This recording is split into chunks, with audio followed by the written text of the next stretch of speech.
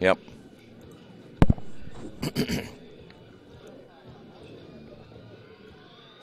Good morning once again. Welcome to Earlham Baseball and Radio Troy Digital Sports. We're at Randall R. Sadler Stadium. Yes, it is a early Sunday morning as we get ready for this final game of the three-game series. It's Wisconsin-Oshkosh, the Titans.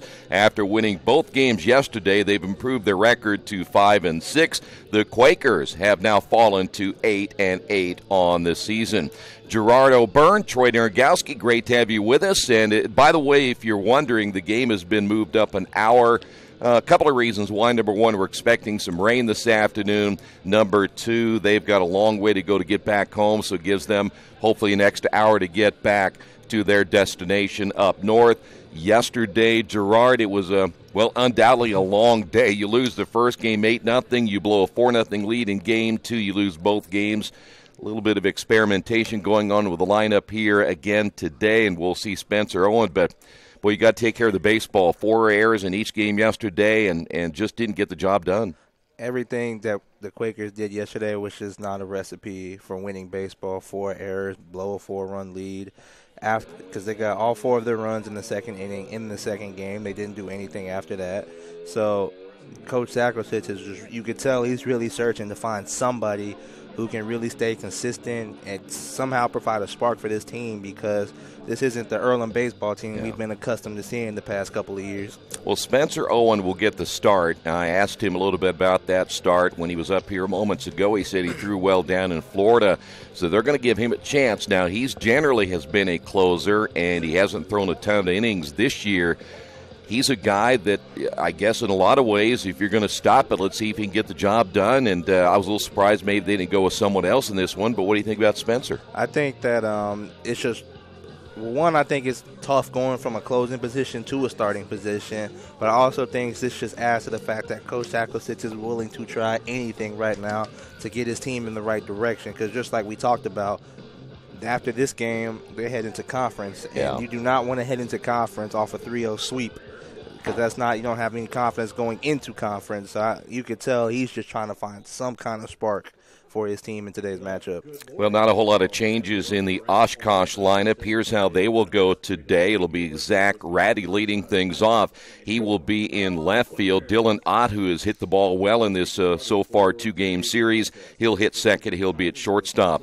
The Quaker killer has been Alex Cook. He'll hit third in center field. Jensen Hitton is hitting in the cleanup spot. He'll be catching here this afternoon, or I should say this morning, in our final game. Hunter Staneski will hit fifth at second base. Cade Bowman is hitting sixth at first base. The seventh hitter, Jonathan Selchow, is at third base, hitting seventh. Hitting eighth in right field is Eric Modoff, and then hitting ninth, which is kind of interesting, the designated hitter, Colin Tremmel. So Tremmel, who, by the way, got the start in game one yesterday, he will be the designated hitter, and there is a little theory behind that. We'll go over that perhaps a little bit later. And Chris Atwood at 1-2 with an ERA of 5.06 will get the start today for the Titans. Here's how the Quakers line up for the final game. Leading things off in center field, Isaiah Shank. Batting second, the third baseman, Mark Jandro. Hitting third at first base, Danny Dodd. Brian Pinsura, the cleanup hitter, at shortstop. Cameron McCabe, who has hit well in the series, hitting fifth. He'll be in left field. Cameron Whistle back behind the plate catching. He'll be hitting number 6. The seventh hitter in the order is Austin Hatfield, so they've moved him down a couple of spots. He'll DH in this one. Robbie Shondell in right field hitting 8th. Zach Swearingen hitting 9th at second base. And again, Spencer Owen, 0-1 with an ERA of 8.64, gets the start in this final game. We will come back. First pitch just moments away. It's the Quakers and the Titans' final game of this 3-game set right here in Radio Troy Digital Sport.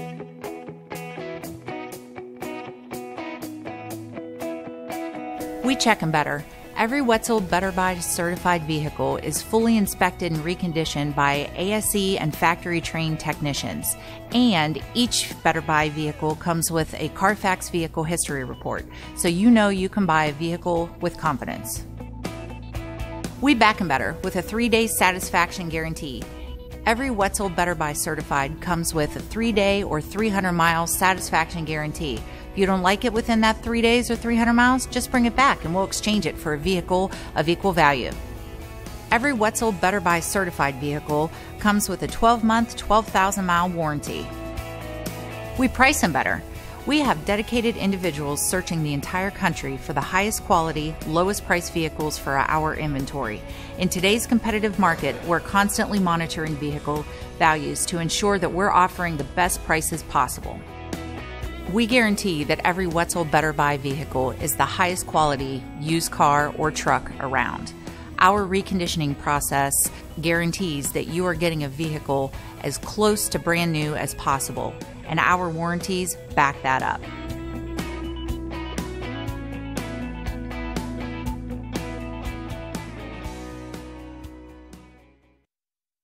Some people are born lucky. Other people take luck into their own hands, avoid stepping on sidewalk cracks, and wouldn't dare walk under a ladder. But whether you're born with luck or make your own, when it comes to your insurance coverage, luck should have nothing to do with it. So talk to Indiana Farm Bureau Insurance today or visit them online at infarmbureau.com to purchase an auto policy. Indiana Farm Bureau Insurance. Stop knocking on wood. Questions about your coverage in Wayne County? Call 765-962-9548 and ask for me, Kevin Shearer. At First Bank Richmond, we provide you with an excellent banking experience. Whether it's personal checking, savings, mortgage loans, consumer loans, retail lending, or trust and investments, you can count on First Bank Richmond. First Bank Richmond has been serving the Richmond area since 1887.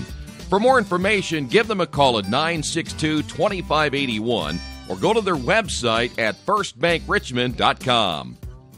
Kate's Cages is the #1 indoor training facility for baseball and softball in Richmond by far. With top flight instructors, you will learn how to play the game the right way. Everything from pitching, hitting, catching, and fielding. Kate's Cages will also have the opportunity to participate in triple play fall ball, the softball academy, individual and team camps, and individual private workouts. Kate's Cages Baseball and Softball Indoor Training Facility, 1366 Rose City Boulevard. Call 993-2353 for more information.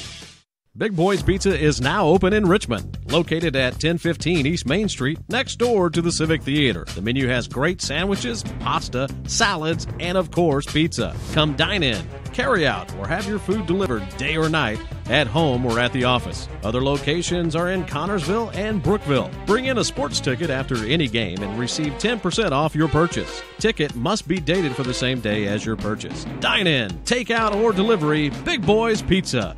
765-488-0023. We're back once again here at Randall R. Sadler Stadium as we are down to the final game of this three-game set. After today, the Quakers will not be home again until Tuesday, April the 9th, so we'll not see them for at least the next couple of weeks. They will travel to Transylvania, Bluffton, and Hanover for the first 6 games of the HCAC schedule. So we'll see how that all turns out, but they got to get the job done today. As you said earlier, need a little momentum going into conference play. And it all starts now with Spencer Owen. Again, this is just his 5th appearance, and so far this year, this is his first start. 8 1/3 innings, 9 hits, 8 runs, all earned, 12 strikeouts, and 5 walks. He is 0-1 with an ERA of 8.64. And last time we saw him pitch, it was not a good outing, but it was in relief.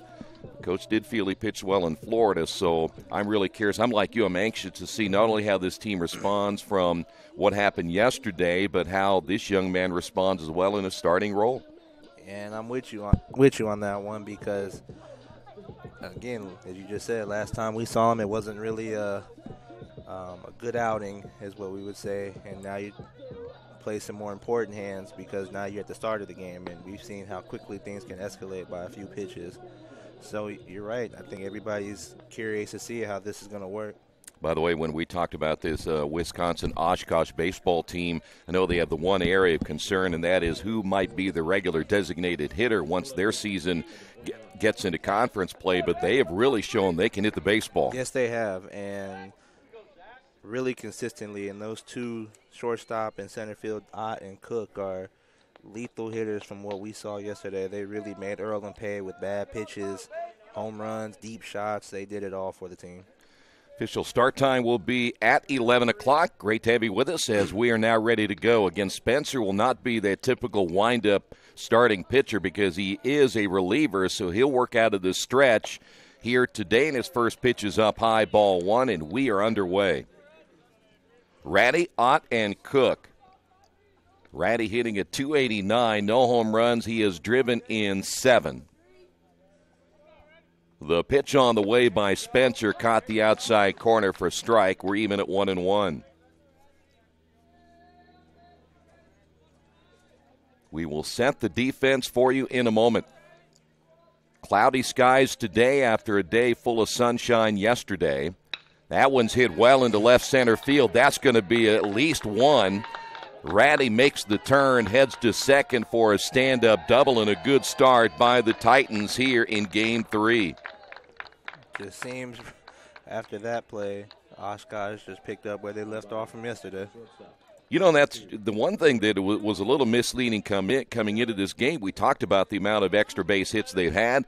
There weren't many, and they've come into this series. Yes. They've got plenty of them. And I think because we also talked about that, maybe because we looked at their record that maybe this just wasn't as good a team as it has been in previous years, but also that they could have just been playing really good competition and things didn't go their way. But I think we've seen against this Earlham team that this team is no slouch. Yeah, here's Dylan Ott. Talk about no slouch, 381 on the year. And, of course, there is no doubt how good he is as a shortstop. He made the one error yesterday, but he is as solid as anybody we have seen and has a really good arm. And a really good at-bat. Yeah, hit the home run. In fact, their first home run in the first 2 games yesterday's. That's a ground ball to the right side. Swearingen will scoop and throw. It does get the runner to third. So 1 away, and that'll bring up now Alex Cook. Defensively for the Quakers, whistle behind the plate. Dopp is again at first base. Swearingen at second. Pinsur at short. Jondro's down at third. McCabe, Shake, and Shondell from left to right in the outfield. And again, Spencer Owen on the mound. Cook, by the way, 3 doubles yesterday. Went 4 for 9 in the 2 games. Big left-handed hitter, and he'll take the first pitch in there for a strike.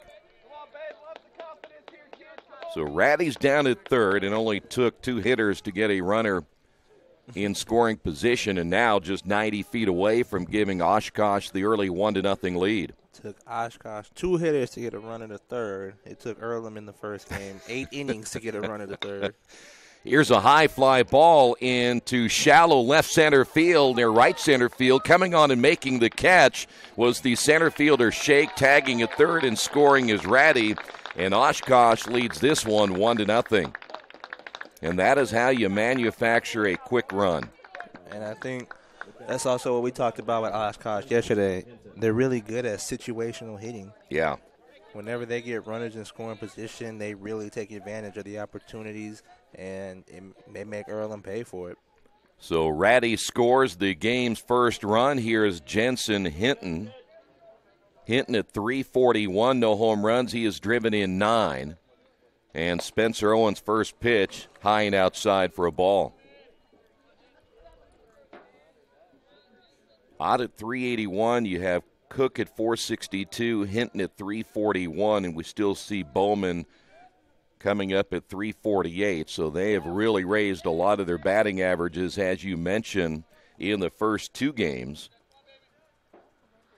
1 ball, 1 strike now to Hinton. Spencer will come set. The pitch on the way, hit foul. Good cut by Hinton.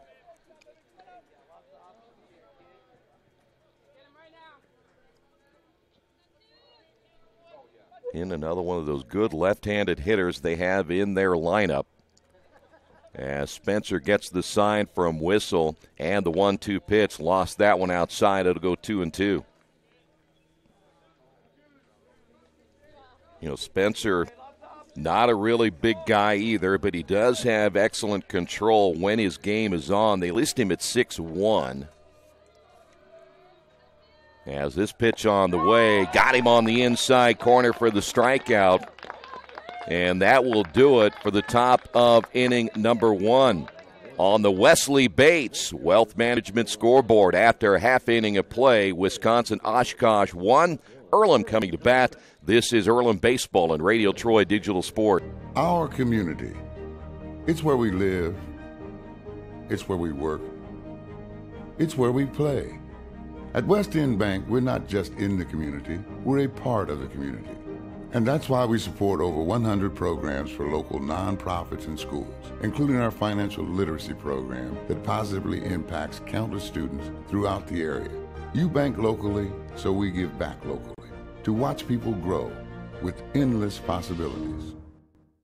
Since 1994, Beach Automotive has provided motorists in the Richmond area with the most comprehensive auto repair services that include general services, car and truck care, alignment, brakes, tires, engine, transmission, and more. Their goal is simple: to offer the best services available at affordable prices to get you back on the road in no time. For a high-performance vehicle, trust Beach Automotive. To learn more, give them a call at 765-966-8181. Beach Automotive, 110 East Main Street, Richmond. Earlham Baseball being brought to you this morning by your Richmond area Subways. Each day of the week you can get a different 6-inch sub. No artificial flavors or colors, only $3.50. Every Thursday the Italian BMT, Saturday the Black Forest ham, and Sunday the meatball marinara. Treat yourself at Subway. 4 locations in Richmond and Hagerstown. Subway, eat fresh. The left-hander on the mound today for Oshkosh will be Chris Atwood. 1-2 on the year. This is his 4th start, 16 innings, 20 hits, 13 runs, 9 earned runs.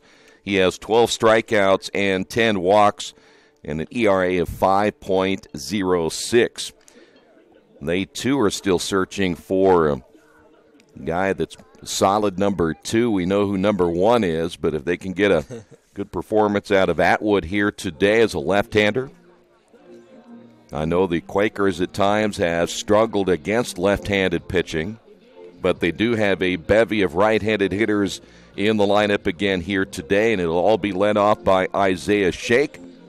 Shake at .377, no home runs, 8 runs driven in. And of Isaiah's 20 hits, he has 8 extra base hits, including 4 triples. That one right back at the pitcher as the Atwood will knock it down, throw on to first, and there's one away. Boy, that's a heck of a play there by Atwood. And I hope it just got all glove and no part of his body, too. Yeah, he told the home plate umpire that he is okay. So there's one away, and that'll bring up Mark Jandro. Jandro, .333, no home runs. He has driven in 4.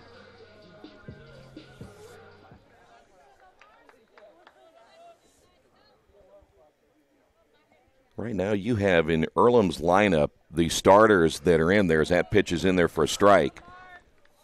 You have Isaiah Shake has 4 triples. Danny Dopp has 2. Penseur has 3. McCabe and Swearingen each have a triple as well this year. That pitch in there for strike 2. 11 triples in your lineup. And Mark Jandro quickly behind it 0-2. Here's the pitch on the way. It's outside. 1 ball, 2 strikes.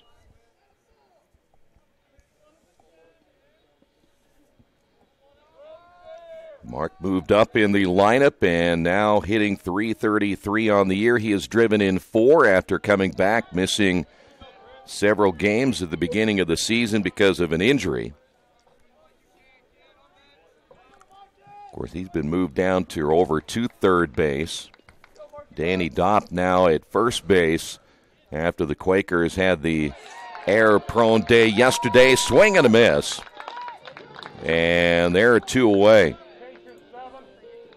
Here's Danny Dopp. Now batting the first baseman, number 7, Danny. Danny, .328 in on the year. No home runs. He has driven in 11.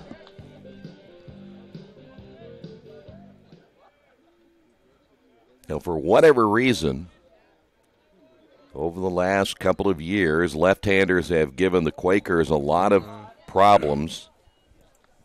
Even with the lineup stacked with right-handed hitters, it has been a challenge for Earlham throughout the at least this year and last year.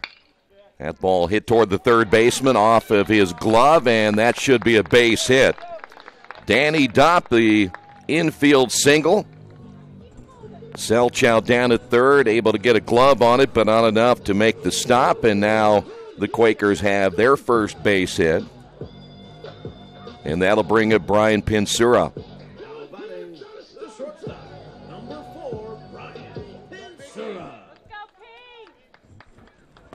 Brian hitting .291 to home runs. He has driven in 8. Breaking pitch in there for a strike. That one was nice right there.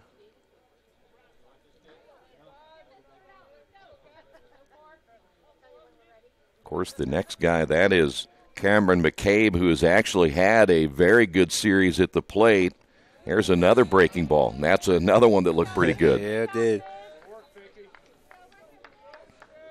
So now Brian finds himself down on the count. No balls, 2 strikes. Runner at first, Danny Dopp. Let's see if he'll make any kind of move at first base. Of course, the left-hander giving a little more of an advantage, knowing he can look right at the base runners. That one is fouled back to the screen.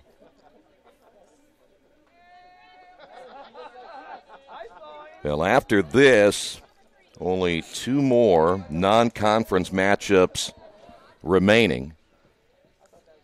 Everything else will be out of the HCAC. He went around, and 2 strikeouts in the inning. Pinsura out number 3, and the Quakers will leave a man on. We will head to the top of inning number 2. The Titans lead the Quakers 1-0. Wish me luck, wish me luck. We've all said it. Thing is, life doesn't run on luck. For most people, it takes careful planning. A lot more than, say, crossing your fingers or toes. So talk to Indiana Farm Bureau Insurance. Because as your life changes, your life insurance coverage should do the same. And when it comes to your coverage, luck should have nothing to do with it. Indiana Farm Bureau Insurance. Stop knocking on wood. Questions about your coverage in Wayne County? Call 765-962-9548 and ask for me, Kevin Shearer. Georgia Direct is your one-stop source for floor coverings and decorating ideas for remodeling a home, office, kitchen, or bathroom. Their showroom offers quality products from Mohawk, Shaw, Armstrong, Craft-Made, and many more. They proudly offer Richmond the best quality and variety of home design solutions at competitive prices. At Georgia Direct, their goal is to deliver an outstanding customer experience from selection through installation. Georgia Direct Carpets and Cabinets, 5200 National Road East, Richmond. A cloudy day here today as we are expecting rain perhaps early this afternoon. So we're going to try to squeeze this one in and then get set for the Quakers heading on the road for a while. It'd be kind of odd not seeing them. We've had a chance to be at home quite a bit already this season, and even after their Florida break in which they didn't play as well as they had hoped. Now they will face Taneski along with Bowman and Selchow. The double leading to the first run of the ball game in inning number 1 as Spencer Owens set to go to work once again, and that's hit foul. Staneski at .283, no home runs. He has driven in 9. One thing about their lineup, they have guys that are so balanced. Of course, when you look at Alex Cook, the way he is hitting right now, that pitch is low, 1 ball, 1 strike. The other guys just, they are not going to wow you in any way. Just good, solid hitters and guys who come up there swinging the bat. Spencer's next pitch in there for strike number 2. They know their role, and they play it very well. You know, Cook has only played 6 games. I'm curious if he might have been injured at some point. Yeah, I'm curious to know that as well. But having him in their lineup has made apparently a big difference. The pitch down low, 2 balls, 2 strikes. But much like what the Quakers without Mark Gendreau have had to deal with him out of the lineup. Boy, getting them back is apparently big on both sides. That pitch right in front of the plate will go to 3 balls, 2 strikes. And the thing about Oshkosh is we see that the top half of the order, you know, they're the ones that wow you. They get on base with doubles and triples. But they just get contributions from everybody in their lineup. It doesn't matter what batter they are, 6, 7, 8, 9. Everybody contributes in the hitting column, and that's what winning teams have. That one is fouled away, and Staneski, one of those guys, 9 runs driven in. He, along with Jensen Hinton at 4 and 5, doing their job in the middle of the lineup. Again, with each 9 RBI. The stretch by Spencer, the pitch on the way, hit foul once again to the left. And you're right at the top of that order. You look at Ratty, 13 hits, Ott with 16, Cook with 12, Hinton with 14, Staneski 13. Modoff at the bottom of the order with 11 base hits. He's hitting well over 300. Here's the payoff pitch on the way. High fly ball into right center field. Driving shake back. He will make the catch, and there's one away. Hit it well, but he is out number 1. Here's Bowman. I say almost everybody in their lineup has hit one deep into center field or left center, one near the warning track. Everybody on their squad has power to nearly hit the ball out of the park. Well, this young man right here, Cade Bowman, is only making his 6th start as well, but he's hitting .348 on the year. As Spencer's first pitch to Bowman is on the outside corner for a strike. I still believe even if Earlham were to get swept in these 3 games, I'd rather see them play a team like Wisconsin-Oshkosh than somebody that isn't very good and really give them a good idea that they've got some work to do getting into that conference season. Well, I think we've seen both sides of that just this week alone. You know, they put up 17 runs against Olivet, and, you know, you said it right. When you play teams like that, it gives you confidence, but it also can, you know, tell you lies, and you think that, you know, that you're way further than what you are, and then you play a team like Oshkosh, and they humble you, and they bring you back down to earth really quick. And they have done so thus far. 2 balls, 1 strike. Now to Cade Bowman. Here's the pitch on the way, hit down the right side, and chasing this one, Sean Dell can't make the catch. Heading to second base will be Bowman. He's going to make the turn and head to third. And Bowman slides in at third base, no throw. Good effort, though, by Sean Dell. Nearly makes the catch down the line. I believe they'll score that a triple. And here's Selchow. Tough break for Earlham. It was a nice diving attempt from Shondell. Just could not get it in his glove. And did it bounce off his glove or did it? I think it did his glove as he reached out toward the line. And so now Selchow steps to the plate. Second base hit, both extra base hits now by Oshkosh. And here is Selchow stepping to the plate. And that pitch is outside, 1 ball, no strikes. Long way to go there in right field by Sean Dell just to get to that baseball. Yeah. Selchow, by the way, 258.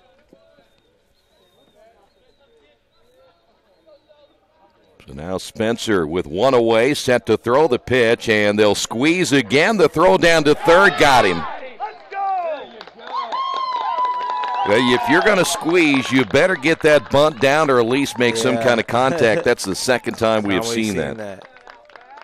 And I'm kind of curious to know, 1, why they would try it so early, and 2, I think even if he did got it down, I'm not sure if the squeeze really would have worked because he was just barely leaving third base when the ball got in Whistle's glove. There's a shot to left field, and that would have been a run right there for Selchow. He gets the base hit. And that's another thing, that knowing how well these guys have hit the ball this weekend, why not trust the fact that, your batter would bring them in? Yeah. So I'm kind of confused on that one. Modoff will step to the plate. Mentioned Modoff, 314 on the year, 3 runs driven in. So now 3 base hits on the board for Wisconsin-Oshkosh as they are unable to squeeze in the runner. That pitch in there for a strike. Yeah, I'm with you. I think it's a little early to be doing that. Yeah. Especially, like you said, when you're hitting as well as they are, and you still had Modoff coming up next, and good left-handed hitter. Even if you had 2 outs at this point and the guy at third, I'd rather have that. I would as well. And one is fouled away, no balls and 2 strikes. But I think it also shows their confidence that they feel like yesterday they were down by 4 runs and were still able to come back and pick up a second-game win. So they're going to win the series either way. But apparently felt they could gamble a little bit right there as Spencer comes set. The pitch is outside. 1 ball and 2 strikes. Selchow has not attempted a stolen base this year.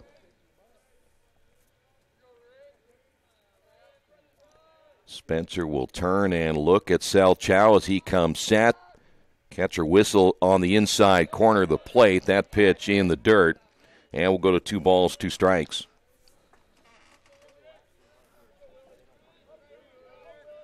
Ratty scores the game's first run after picking up the double, 3 hits on the board. And that's where we stand right now at 1-0. Modoff back in the stretch again by Spencer. The break-even pitch on the way, and did he get him? No. Well, Whistle thought that was strike 3. The home plate umpire said no, and it was too far inside. You could, in fact, Coach Sakasitz came out and wanted Whistle to ask the umpire. Everybody thought that was strike 3. It was really close. It was. But now Spencer will have to do it again. Modoff steps in. Here's the pitch. Runner takes off, and that's fouled off. Good cut there by Modoff.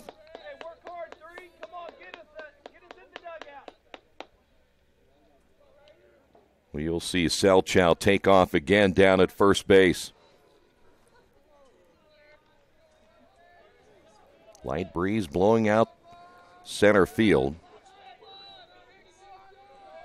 The stretch and the payoff pitch on the way, grounded toward the second baseman.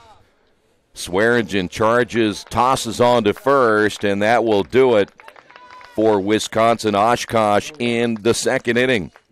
We will head to the bottom half of inning number 2 on the Wesley Bates Wealth Management scoreboard. Oshkosh 1, Earlham nothing. This is Earlham Baseball and Radio Troy Digital Sports. After the unexpected, expect us. Indiana Farm Bureau Insurance of Fayette, Rush, Union, Decatur, and Shelby counties. Auto, home, life, renters, farm, crop, and business coverage. Coverage you need in a language you know. We take customer satisfaction seriously and don't take a cookie-cutter approach to your coverage. For more information, call 800-723-3276 or go to their website, in.farmbureau.com. Hey, this is Steve, and out at Jiffy Lube the other day, a customer came in and said, Steve, this was my 100th oil change on this car, and you've done them all. Hi, my name is George Farrell, and I've been coming to Jiffy Lube for over 14 years. I recently just had my 100th oil change. I'd like to thank Steve Funkhauser and his staff for the great service that they've provided me over the years. Thank you to all, and I would recommend anyone to come to Jiffy Lube to get their car serviced. Jiffy Lube, #1 in customer satisfaction for a reason. Cloudy day here at Randall R. Sadler Stadium. See if the Quakers can get the cloudy offense going as well, as they've just had a difficult time after that. We had the big inning yesterday. Yeah. And then. But think about it. Didn't go well. 1 inning out of 16 that they've had really offensive success. And, that inning they generated 4 runs. But, again, 1 inning out of 16 that you've had good offense, that's not really a good thing for your team. And this is the guy right here. It's been McCabe. McCabe has been the guy who's been really effective. He was really consistent in hitting yesterday. .353 batting average as he'll take that one low and inside.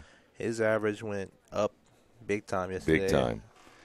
He is now the second leading hitter on the team, right behind Isaiah Shake, who's at .377. The 1-1 pitch on the way is up high. I think he hit 5 yesterday. I think he went 3 for 3 in the second game. I think he went 2 for 3 in the first one.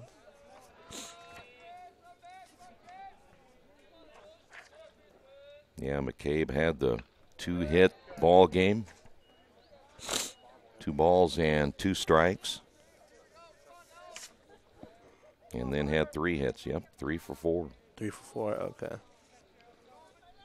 Yeah, his batting went up majorly after yesterday's game. Here's the break-even pitch once again. Swung on and missed, and he strikes out for out number 1. I think that's another thing we're seeing with Earlham, that what's really struggling on the offensive side is they really help the pitcher out by swinging at pitches that are outside the zone. Yeah, that one was really high. Here's Cameron Whistle, 3 strikeouts now by Atwood. So Cameron will step to the plate, 324 on the year, no home runs. He has driven in 6. Atwood with the pitch, and right now he has been around the plate. Hasn't thrown a ton of pitches here through, and again, it's a very, very brief moment of pitching to this point, only 1 1/3, but he's been around the plate so far.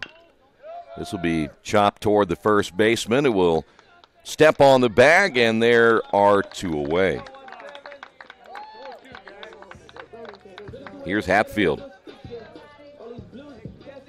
Hatfield now 226 on the year, the one number that kind of sticks out at you, the 14 strikeouts. But Hatfield, no home runs. He has driven in 7. Atwood's pitch is up high, 1-0. They're still hoping that Hatfield will be the guy that can be the power hitter in the lineup. But now hitting 7th here today, takes that pitch in there for a strike.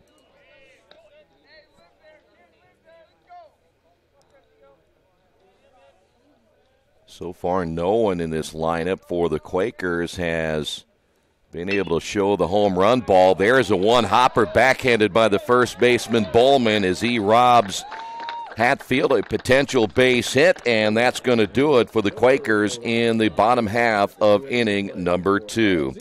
On the Wesley Bates Wealth Management scoreboard, Oshkosh 1, Earlham nothing. For the past 35 years, Van Vliet Insurance has built a reputation of bringing a personal touch. That's because at Van Vliet, it's all about you, your needs, your life, and our town. Along with providing quality coverage to individuals, families, and local businesses, we're proud of our community and the opportunity we have to protect your future within it. Van Vliet Insurance, an Erie Insurance representative. Hometown professionals at work for you.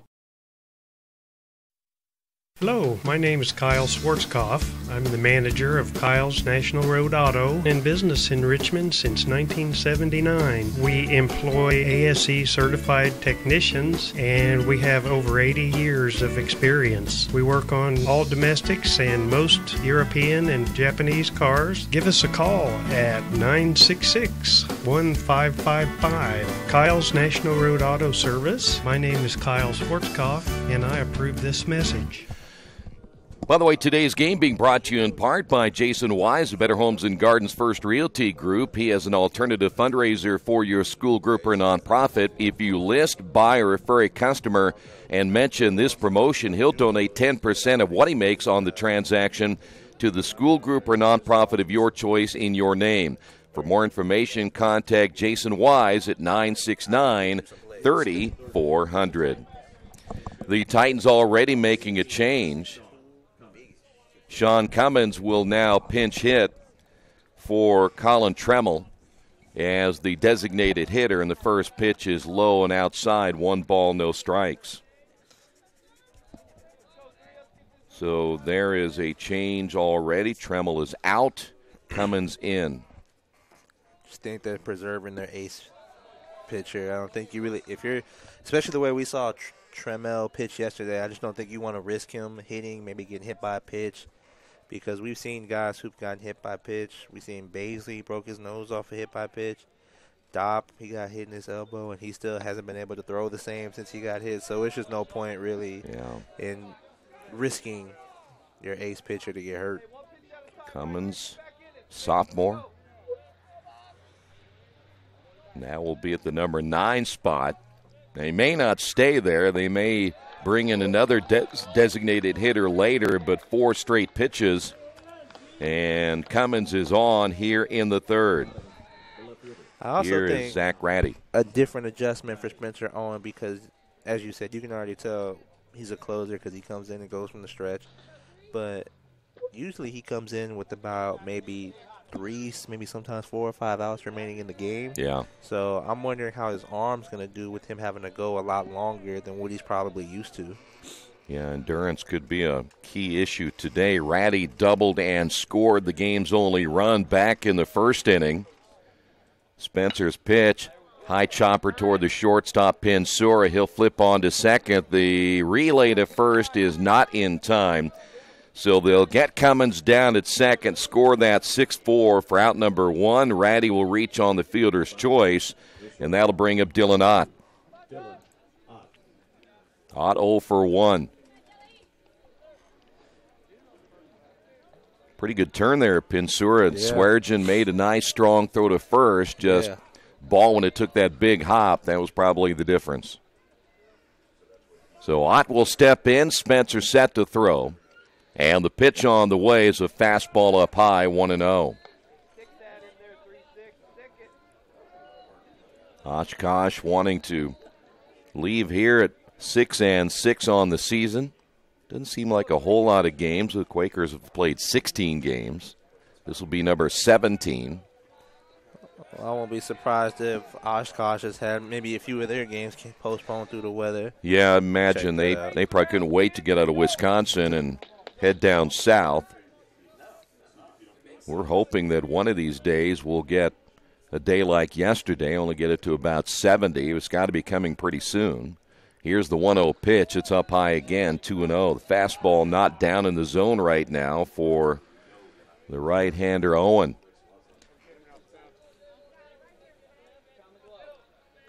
So 2 balls and no strikes.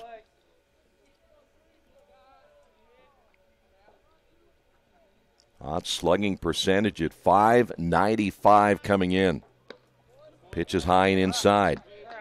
So now we have seen a little bit of a pattern here by Spencer. He walked Cummins. And now it's fallen behind to Dylan Ott. 3 balls, no strikes. Nope, they haven't had any of their games canceled this year. Just haven't played as much as Earlham has. Spencer comes set. And the pitch on the way caught the outside corner. Looked like it might have been a little bit low. That's what I thought, but he's clearly got a better view than we do. So now we'll go 3-1. Coach Saka sits quickly out of the dugout. They make a little bit of a change, moving Shake a little bit over, but then the ball's hit into right center field. Coming over is Shondell, and he ducks out of the way. Shake behind him. It will fall in. Ratty heads to third, and Ott to second base. So the miscommunication between Shondell and Shake in right center field may cost the Quakers big here in the third. Wow, and again, we talked about yesterday beating themselves, Yeah. What looked like just a routine pop fly, some miscommunication, and somebody's got to call the other one off. And now the question is, did it hit anybody's glove? I don't think so. I feel like it took a straight bounce. So it fell in between the two of them. If that's the case, that'll be a double. There's a pitch in there for a strike. Well, I mean, I don't think it hit anybody. I think I saw Shondell. It looked like he was going to grab it, but maybe Shake called him off, so Shondell tried to duck. Yeah. But maybe Shake thought Shondell was going to grab it, and all chaos broke loose after that. Well, just got to make sure on a scoring standpoint, if it didn't hit anybody, then it's a double. Here's Cook. Sacrifice his first time up, and now a chance to give Oshkosh a huge lead here in the third. Fly ball center field. Runners will tag. The center fielder Shake makes the catch. Here's the throw toward the plate. Runner will score. Throw to third, not in time. And it's now 2-0. And actually right there, Jandro just saved another run. It wasn't really a particularly good throw by Whistle. That got by Jandro. Another run would have scored, but this run could have been prevented by Earlham if they just make the catch out in the outfield. But once again, they keep beating themselves, and this is the type of stuff Coach Sackositz really just loses it over. Yeah, no kidding. Here's Hinton is, by the way, Cook. He is second sacrifice fly of the ball game. There's a breaking pitch in there for a strike. Hinton struck out his first time up in inning number 1. But now Dylan Ott standing down at third base. 2-0. The stretch, the pitch, and it's low. Count is even at 1-1. But what was kind of odd about that is, the coach came out and told Shake to move to his right, so he shifted over toward left field, and the ball went back toward right field, which I thought, and they always say the center fielder is the captain of the outfield. I understand that. Pitches inside. But I really thought maybe Shondell had the play. I thought Shake had the more running to do over towards the ball than Shondell. Only because he got shifted over. Exactly. Owen will come set. Here's the pitch, and backdoor curveball in there for a strike. But I think that's what you need to, no matter, center fielder is supposed to be the captain of the outfield, but everybody's got to have that strong voice. If you got it, call them off and tell them to get out the way. Sometimes you can get a little too close. Well, hopefully they'll only manage one run out of this. That fastball is up high. Spencer right now is not able to get that fastball down. It's been high in the zone or out of the zone. And now 3-2 to Hinton. I just think the way Earlham's been hitting the ball, every run is important. And that'll be ball 4. Well, you're exactly right. And the other thing, which is, now Shondell doesn't always get all the starts in right field. Shake is generally the guy in center. So maybe that communication gap was certainly a possibility. But you also believe that they work together enough to know that you've got to listen to each other. And somewhere somebody – now, hopefully, again, maybe just one run will come out of it. And that's what you're hoping for if you're an Earlham fan. But this could really get out of hand if Staneski can manage to get a base hit right here. The stretch by Spencer. Breaking pitch up high. Everything he is throwing has really been high and out of the strike zone. And the one thing you don't like about that is you're going to hang one of those curveballs or that fastball is going to get up high. And those hitters love to see that ball up high in the strike zone if they want to try to really drive one strong. As Spencer again with that pitch. Now that one came down low, so he's trying to readjust. 2 balls, no strikes. Staneski 0 for 1 as he flew out to center field in the second inning. Runners at first and third. And again, 2 away as we play here in the top of inning number 3. The pitch on the way is up high. 3-0. He may see a visit. Try to settle him down a little bit. Surprised that nobody's warming up in the bullpen for Earlham so far. Well, that may not be the case. Well, there's some shuffling going on now. At least somebody's heading down that way. As Spencer's next pitch is in there for a strike. 3-1 as Staneski taking all the way. Outfield will stay straight away for the right-handed hitting Hunter Staneski. 3 balls and 1 strike. Here's the stretch, the delivery on the way, and that'll be chopped foul.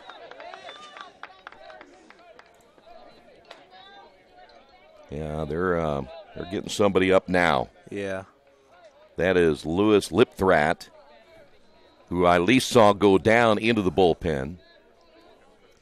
We'll see if they have him start throwing. So Spencer, 3 balls, 2 strikes, 2 outs, runner at first. He'll get a good jump, ground ball toward the shortstop. Pinsur will charge and throw, and they'll get the out, and the disaster averted. We will head to the bottom half of inning number 3 on the Wesley Bates Wealth Management Scoreboard. Wisconsin-Oshkosh on top of Earlham 2-0. Hi, this is Steve Funkhauser, and I was talking to someone the other day about how friendly and professional the crew at Jiffy Lube is, and they said, "You are always so upbeat. I'm going to call you Mr. Positive," and so now I am. Mr. Positive, and I want you to know how proud I am of you and that you are doing a great job today. And hey, do something nice for somebody. Make somebody smile. Smiles are contagious, you know. I want you to have a great day and the horse you rode in on.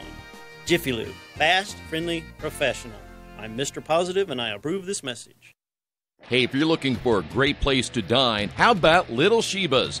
Come join them in Richmond at 175 Fort Wayne Avenue and grab one of their gourmet pizzas, a deluxe sandwich, steak or fresh salad, and an ice-cold beer or your favorite wine. Featuring live music every Tuesday, Friday, and Saturday, and more in their smoke-free environment. You can get a 10% discount with a valid student ID. It's better than being home. For more information about Little Sheba's, give them a call at 962-2999.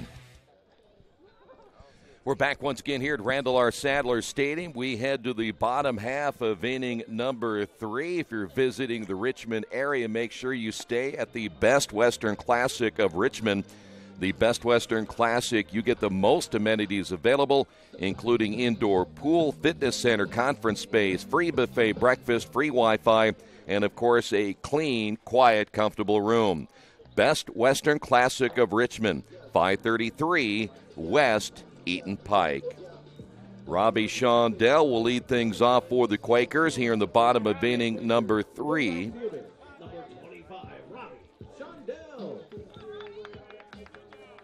Shondell on the year now hitting at 185. Hits the first pitch to the shortstop, Ott. Strong throw to first. 1 pitch, 1 out. Real solid player. Ott is our shortstop. Boy, and you love his arm. I mean, he doesn't waste any time. Not a wind-up. He just gets it and throws it. Yes, he does, and you appreciate a shortstop like that. Here is Zach Swearingen, 304, no home runs. He has driven in 3, getting the start again at second base. And Atwood so far is throwing extremely well as that pitch in there for a strike. He's given up just the one infield base hit to Danny Dopp, and that is it. 3 strikeouts. And the left-hander's next pitch is on the way, and another breaking ball in there for strike 2.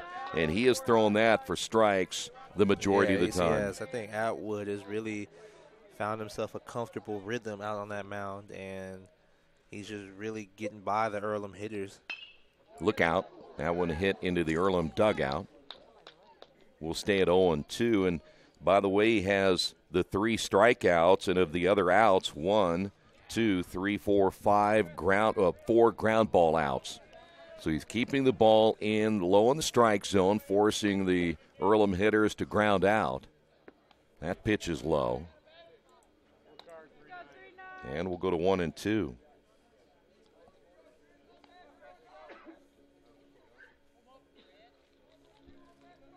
Atwood gets the sign from Hinton, and the pitch on the way is another breaking ball. This one hit into right field, but playing it perfectly is Modoff. He'll make the catch, 2 outs. That's the first fly ball out, and now we'll hit at the top of the order in Isaiah Shake. Well, now that everybody's got an opportunity to see Atwood, let's see if they made any adjustments to try to find a way to get somebody on base and get some offense going.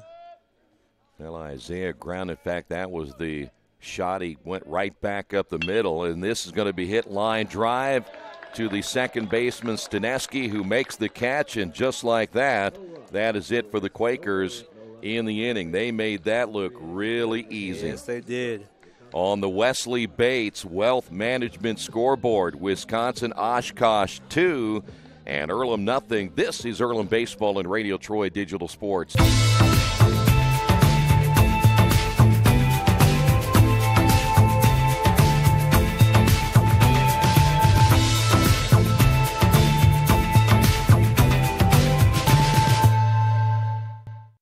Today's game brought to you in part by Mancino's Pizza and Grinders. Mancino's is family-friendly, serving fresh grinders, pizza, pasta, and salads every day. They serve great food priced for family budgets.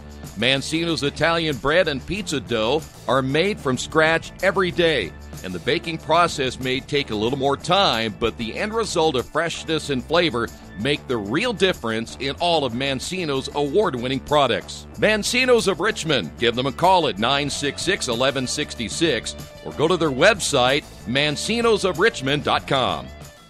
As an internet service provider, Parallax Systems offers reliable residential high-speed internet service and business service. With a fiber backbone reaching over 150 miles, we have created a multifaceted delivery system. Our dark fiber leasing has proved beneficial to public and private sectors alike. Parallax serves Wayne County and surrounding areas. Parallax Systems, when speed matters, a division of Richmond Power and Light. We are going to head to the fourth inning, and we generally talk about, at least from our standpoint, I didn't do my job up here, so I guess it's up to you, and Gerard's going to take us through the middle three. Oh, no, I think this team needs more than us to turn their offensive struggles around. Spencer Owens still on the mound for the Quakers. At the plate, number 23, the first baseman, Cade Bowman. Bowman is 1 for 1 in today's matchup. He hit a triple in his first at-bat. You know, we were talking during the break about Spencer Owen. You know, that hit goes down on his record because of the misplay in right field, and it really wasn't Spencer's fault, but it's kind of the way the game is scored. And, again, it could be in there, it could not be in there. We just couldn't see from that far whether if it hit somebody's glove or not. Yeah, and they'll ask.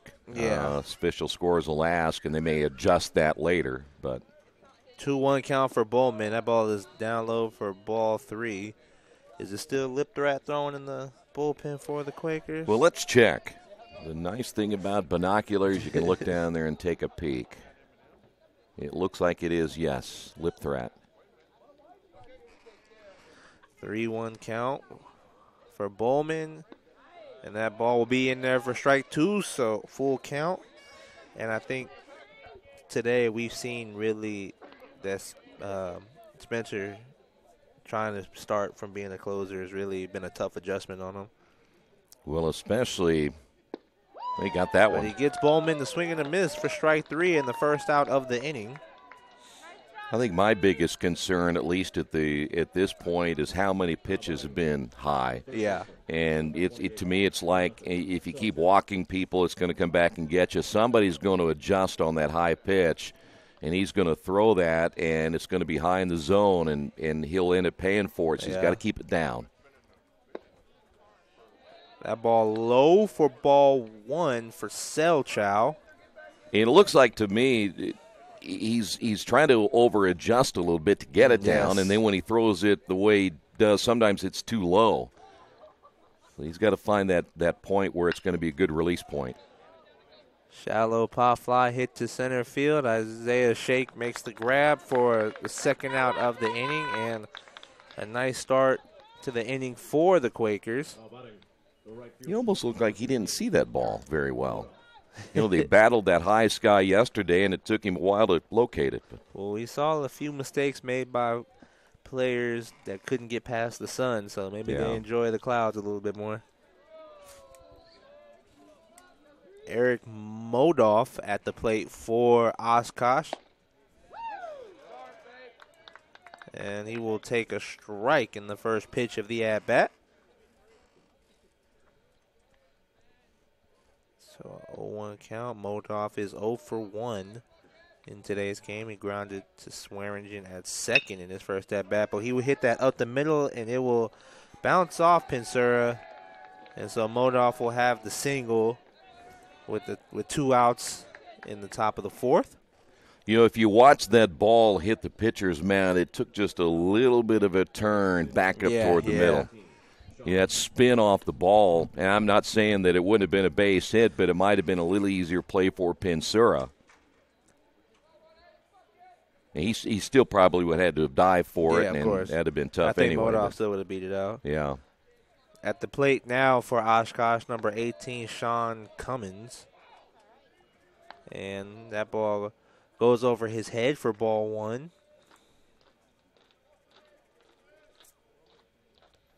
And now the pitching coach looking at Lipthrak, giving him the thumbs up, asking if he's good. So I think if Spencer Owen gets us out, he'll be done. But if Cummins gets on base, then so I think either way, this is Spencer Owen's last batter. Well, they've got Lipthrak throwing. He's been down there for about the last half inning or so. Well, I saw the pitching coach. He came out and gave him the thumbs up, asked him if he was ready. Yeah. Owens' pitch is fouled out of play for strike 1, so a 2-1 count.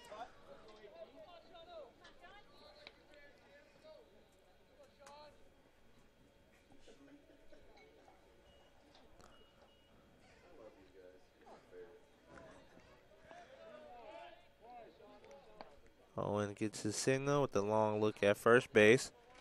It is a 2-1 count for Cummins. The pitch at home. Modoff takes off for second. A great throw by Whistle. And Swearingen will put the tag on Modoff for the third out of the inning. So that will end the inning on a failure on an attempted steal. And Oshkosh leads 2-0 on the Wesley Bates Wealth Management scoreboard. We'll be right back.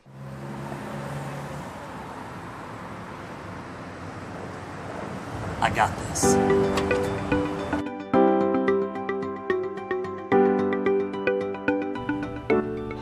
I got this.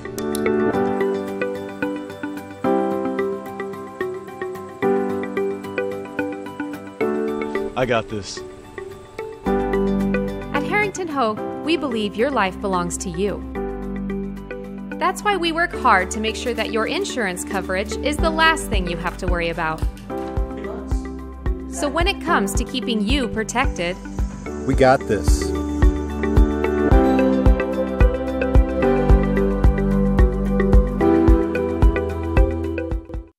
New Vision Sports is a program that will focus on the training and improvement of the serious-minded athlete. It includes all ages and skill levels. They'll create a customized workout plan to provide an ongoing motivation and support program that'll help you achieve your training goals. There are 3 reasons to train with New Vision Sports: variety, specificity, and accountability. New Vision Sports. Give them a call at 977-5831 or go to their website, newvisionsports.com. That's New Vision Sports with a Z. Welcome back to Randall R. Sadler Stadium, Earlham College Baseball. Third baseman Mark Jondro at the plate for the Quaker. He's trying to provide a spark for their offense, trying to get somebody on base. We've only seen 1 hit by the Quakers back in the first inning. And you've only seen 1 base runner. Pitch from Atwood down there for strike 2. So Jondro finds himself quickly down 0-2.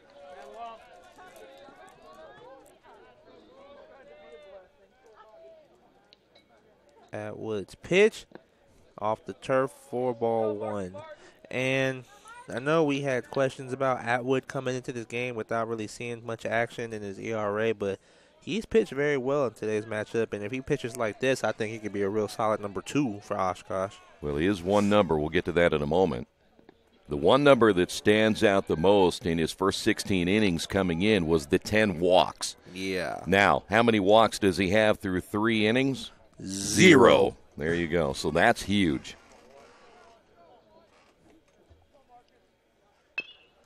That ball down the third base line, it will stay in foul territory. So it'll still be a 2-2 count for Jondro. You know, we really don't see that many. We talked about that in previous games where you don't see that many left-handers that, at least at the Division III level, that throw really, really hard. So you know he's throwing mostly off-speed, breaking pitches. And Earlham just hasn't been able to get on top of those yet. These Earlham hitters just have a very tough time adjusting to pitchers. Yeah. And then left-handers, too. That's been the M.O. Okay, that ball is high and outside for ball 3. And, by the way, that is his first 3-ball count so far. Maybe we jinxed him. Well, I'll tell you what, he's gone through some innings barely throwing any pitches. So, there you go. And that is the first walk of the game. for Earlham. So John Joe reaches base. First base runner since the first inning. And I think we just jinxed him right there. Yeah, might as well. Yeah. Well, I'll be curious then to see just how he progresses. Yes. We have seen pitchers that it can be very strong early and they really start to fade middle innings. He hasn't thrown a ton of innings so far. Doesn't have that complete game success. John Joe takes off, and it gets by the catcher, but John Joe got such a great jump that I think it had been a no-throw down at second base. I thought Jandro took off even before the pitcher got the ball back from the catcher on the previous pitch. I mean, it's just like he went so fast.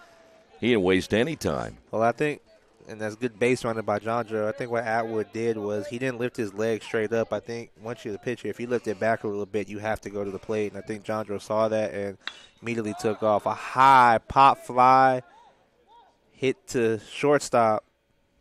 And Ott will make the grab for the first out of the inning, and that will sit down Danny Dopp.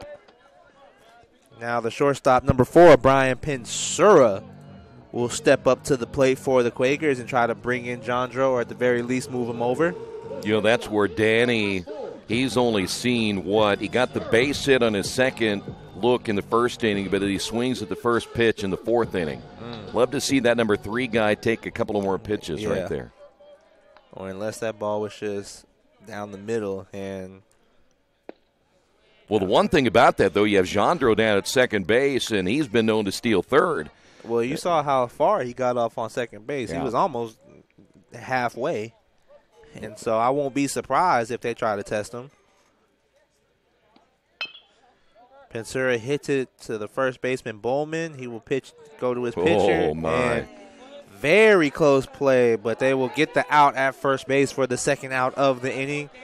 Jandro did move to third in the process, and that will bring up the left fielder, number 5, Cameron McCabe. Kind of think the pitcher took his time getting over there, didn't he? Yeah. I also think they were surprised by the speed of Pensura. Well, here's your chance now. You got a guy at third trying to get a run right here. We left too many in scoring position over the last 2 games. That ball was high for ball 1, and you said it right now. And this is so far in the 3-game series what separated Earlham and Oshkosh. Well, there's a lot more things, but situational hitting. Yep. That ball in there for strike 1 to even up the count at 1-1. There are 2 outs in the inning and a runner on third base for the Quakers.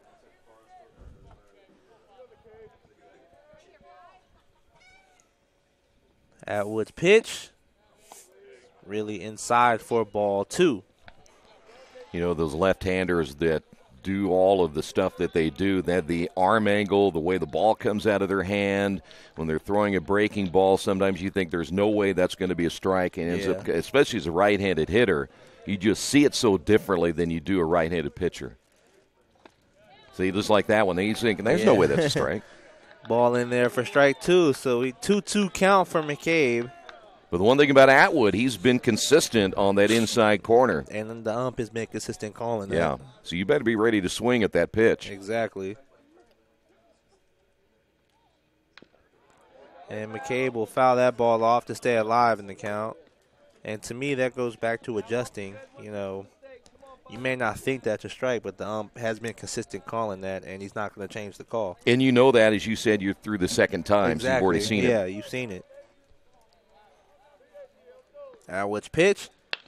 McCabe hits a grounder to Ott at short. He gets it, and the throw to first will be in time for the third out of the inning. So no runs for the Quakers as they still trail 2-0 going into the top of the 5th on the Wesley Bates Wealth Management scoreboard. We'll be right back.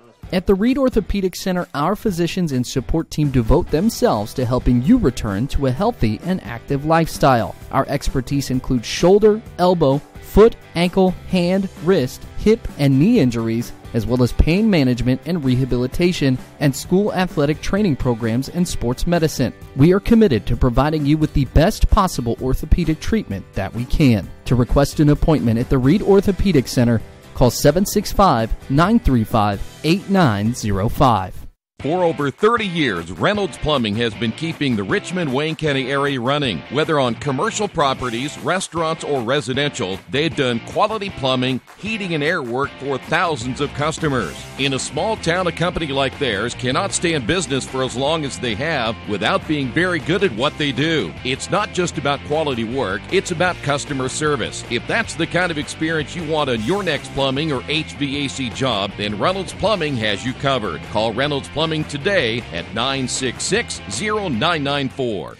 By the way, Louis Lipthrat will be the new pitcher before we send it back to Gerard. Let's go and give you his numbers this year. He's only thrown in 2 games, so his third appearance, 2 2/3 innings worked, giving up 1 hit, 2 runs, both earned, 2 strikeouts, 3 walks, and he has an ERA of 6.75 and no record so far this season for Lewis. He is out of Columbus, Ohio, a freshman at 6'4" and 180 pounds. So he's going to get a chance to get some work now.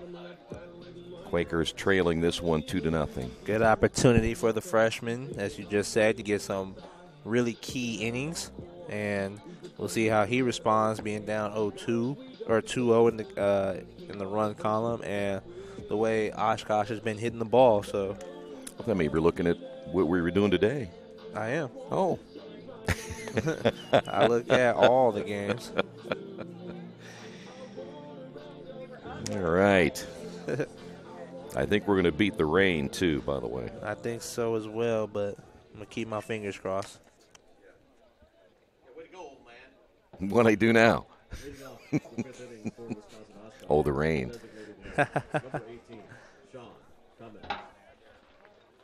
Number 18, Sean Cummins, leads off the inning for Oshkosh. As remember, the last inning ended on a caught stolen base. And correct me if I'm wrong, I think that is Colin Greavy warming up in the bullpen for the Quakers. Lithrat's pitch is outside for a ball.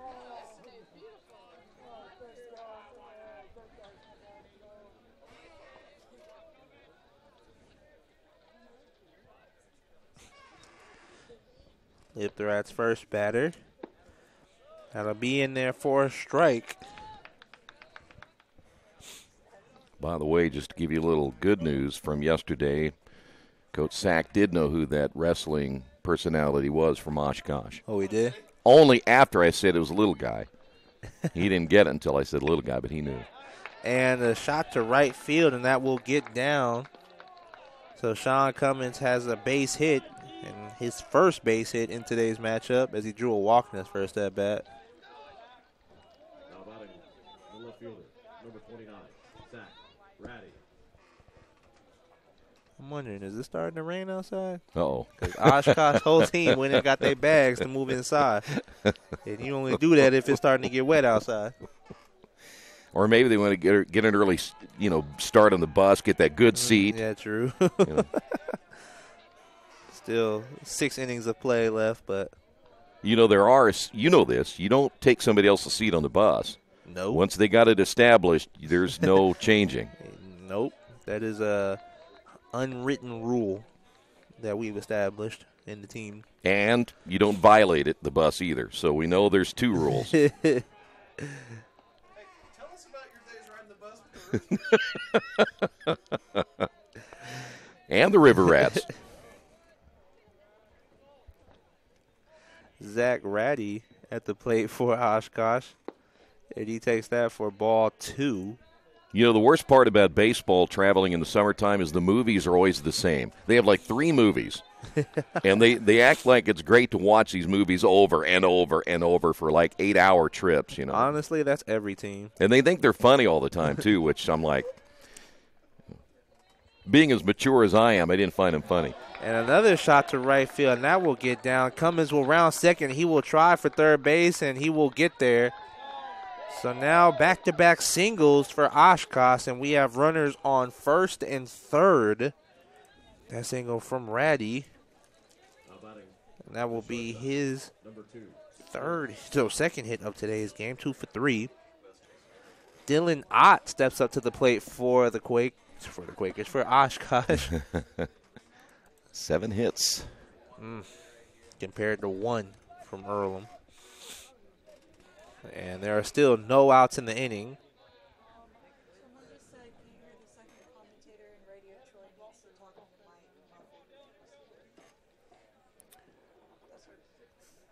Uh-oh. Shot they take shots at the over bow here. Yeah. Tell you what, fans aren't afraid to express their opinions. Otts hits one to second. Swearingen turns to fire at first, but Otts will beat the throw out. So out will be at second, but Cummins does cross the plate for the 3rd run of the game for Oshkosh.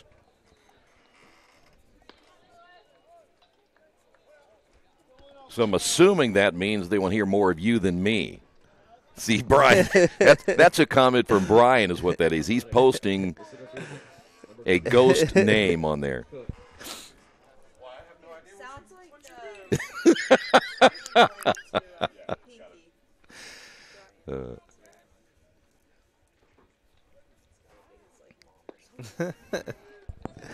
Alex Cook at the plate for Oshkosh. There is 1 out in the inning, 1 run in for Oshkosh, and Ott at first base. Cook with 2 RBIs in today's game with 2 sacrifice flies. He will hit that one out of play for strike 1. You know what we used to do many years ago when I was working with Brian is that when we were on separate channels, so what he would do when he would say something, I'd turn him down. He didn't know it. Yeah. So I'd get all the airtime and nobody would hear him, but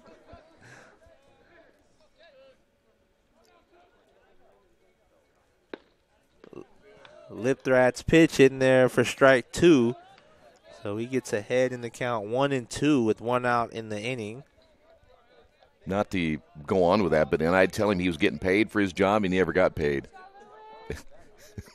He'd keep coming back. Hey, Brian, I'll pay you this week. And he was a sucker. He kept showing up. The pickoff throw not in time as Ott beats the throw.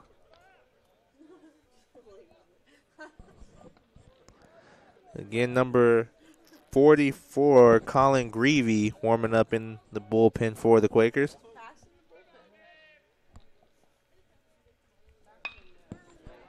Shot hit right to Pinsura at short, and he will throw across the diamond and get Ott at first for the double play.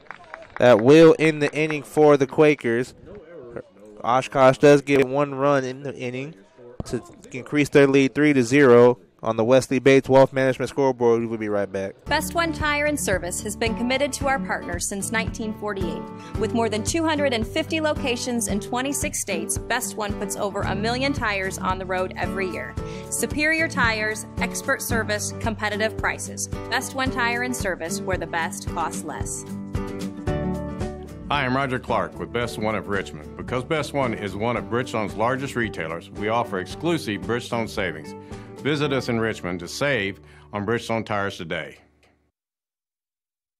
For over a century, Richmond Power & Light has been providing safe, reliable energy to the citizens and businesses of Richmond and the surrounding area. Through their dedicated and talented employees, they are advancing their tradition of exceptional service through new technology, training, and efficiency in everything they do. Richmond Power & Light provides reliable, low-cost energy and technology services in a customer-focused, environmentally responsible, safety-conscious manner. Richmond Power & Light. Together we make powerful partners. Summit Computer Systems is a full-service computer manufacturing and support company founded in 1997. They partner with businesses and individuals to provide computer systems, hardware service, support, design services, high-speed wireless internet, network design, and more.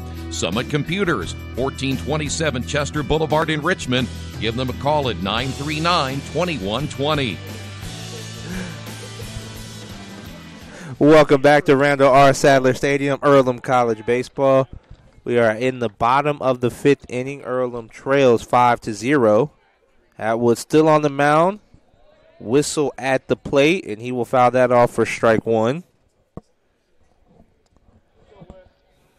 We'll see if this is the inning Earlham can somehow change its fortunes. Well, 2 base runners is it so far. Atwood's breaking ball in there for strike 2. And I think that's been the case with all 3 pitchers we've seen for Oshkosh. And the breaking balls, Earlham has just not been able to hit them. Yeah, and they stay ahead of the hitters. They had the one instance where they just struggle, and that was that 1 inning. But other than that, they've been pretty good. See, that was a great pitch. Yeah, and I'm surprised Whistle would lay off of that with 2 strikes. But that will even up the count at 2-2. Pitch from Atwood is low. Well, the pitch before that generally is a waste pitch. You're hoping maybe he'll chase it. You don't want to make it too good, but you want to make it good enough. It's one of those tweeners. You just hope he'll go for it. Whistle will hit a grounder to the first baseman, Bowman, and he will make the out unassisted. So that will be the first out in the inning for the Quakers. That will bring up designated hitter number 17, Austin Hatfield. So used to saying first base with his name. Yeah, no kidding. By the way, let me mention there's 1, 2, 3, 4, 5 either hit softly to the first baseman where he stepped on the bag himself or he's flipped on to the pitcher. I mean, we're talking about 5 to the first baseman. That is rare. He gets that many plays. Exactly. It is a 1-0 count for Austin Hatfield. He will take that strike to even up the count 1-1.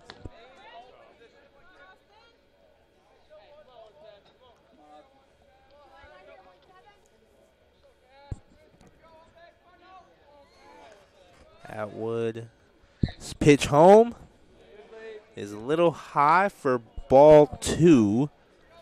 So Hatfield gets ahead in the count 2-1.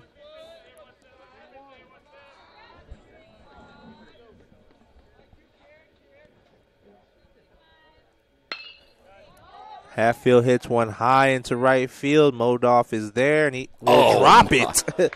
Oh, my. I think he took his eye off the ball that last second, and it popped out of his glove. So that will go down as an error, and Austin Hatfield will reach base. And that will bring up the right fielder, number 25, Robbie Shondell. Modoff looking at his glove like there's a hole in it somewhere. Because I wouldn't definitely drop that ball. Shondell takes strike 1. 0-1 count. They're 1 out in the inning. And a runner on first base. I don't think Hatfield's going to steal. Look out. Ow. Good thing the netting was there. Somebody who had gotten hit below the equator. That was. That ball didn't touch the net. Well, it hit something because it bounced right back out. I think it hit the pillar. It hit the equator. Yeah. I've seen more foul balls hit at the dugouts this weekend than all season. That ball was too low, so 1-2 count now for Shondell. You know, I'm still watching Modoff. He's still looking at his glove. I think there's something wrong with his glove. Maybe he has to retie some strings. I think he just cool daddied it in there and thought he was going to make that catch pretty easy. I think he did too. You saw the way he walked under it. Uh-huh. I think he just took his eye off it the last second. You see those basketball players, they just kind of cool daddy it back to the other end of the floor, and, you know, they don't.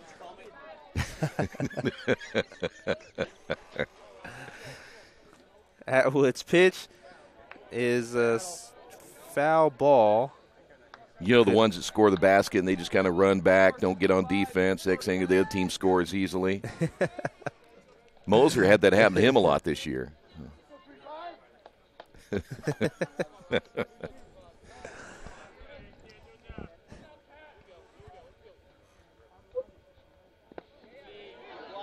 Off the turf for ball 3. Shondell has battled back. Now it is a full count with 1 out in the inning and a runner on first base. And again, this is just the second time we have seen the left-hander go 3 balls in a count. Austin Hatfield takes off, and it is a grounder hit back at the second baseman. Hatfield will round second, and he will hold up at third, and Shondell will hold up at first base. So now runners on first and third with only 1 out in the inning. And you talk about perfect spot to hit the ball. Yeah, right behind the runner and right where the second baseman was. Yeah. As he was breaking toward the bag. Excellent piece of hitting by Shondell. Excellent piece of hitting. But now the question is, can the Quakers take advantage of it as the second baseman Swearingen steps to the plate for the Quakers? Just the second time the Quakers have had a runner in scoring position here in the third game. Swing and a miss from Zach Swearingen. So a 0-1 count. Right-hander throwing in their bullpen.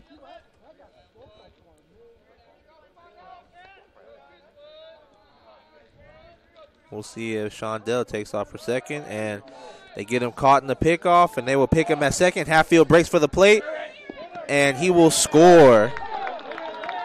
And Ott is looking at the umpire saying that there was interference. It looked like Ott was tripped on the throw home, and that's why the coach is coming out to argue it. As of right now, the run does count, and Hatfield breaks the goose egg for the Quakers.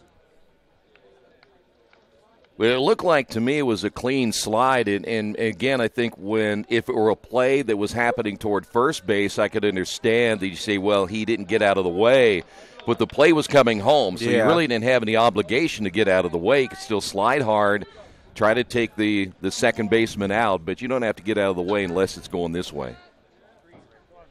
Either way, Hatfield crosses the plate, and the first run of the game for the Quakers.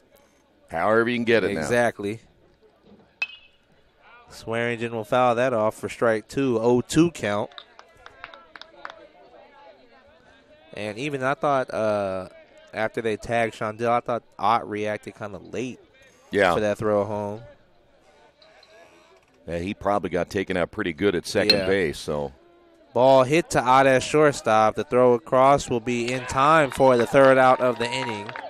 The Quakers do get one run, though, and they trim the lead to 2. Oshkosh leads 3-1 going into the top of the 6th on the Wesley Bates Wealth Management scoreboard. We will be right back. Are you looking for the right place to work out, a place where you have several choices and can have fun at the same time? Well, that place is right here in Richmond, Family Fitness Works. Family Fitness Works has spinning, Zumba, kickboxing, core works, kick fit, body pump, body flow, and much, much more. And don't forget, Family Fitness Works also has Richmond's most extensive free weights and Nautilus in the area. Check out their website at familyfitness.com or stop by at 213 North 3rd Street in Richmond.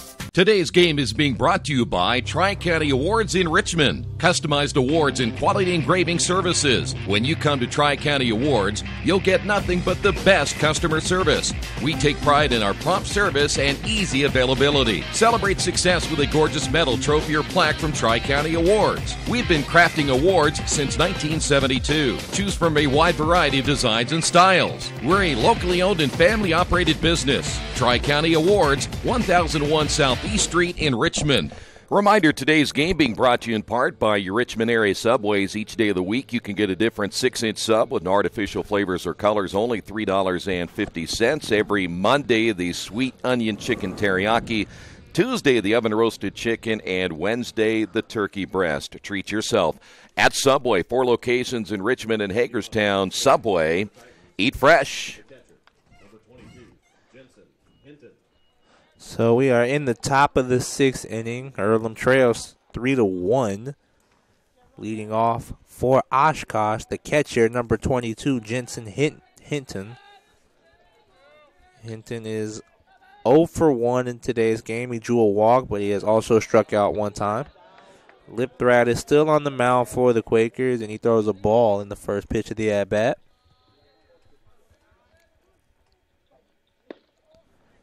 But he comes back and evens the count up with the strike, 1-1. And we'll see after the Quakers getting on the board if they have a little more energy on defense. And the ball hit right back to Lipthrad, falls right into his glove, and he will make the throw to Dopp at first for the first out of the inning. Bullpen getting a little more active now for Earlham. Yeah. They do have... well, at least a catcher and a right-hander about ready to go.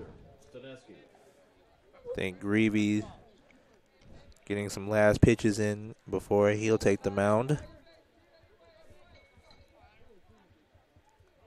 Hunter Staneski at the plate for Oshkosh, and he will swing and miss at the first pitch of the at-bat. He was way out in front of that ball. I think the off-speed pitch really fooled him. You know, it's good to see guys like Lipthrat getting a chance to throw. They may need him when the conference season rolls around.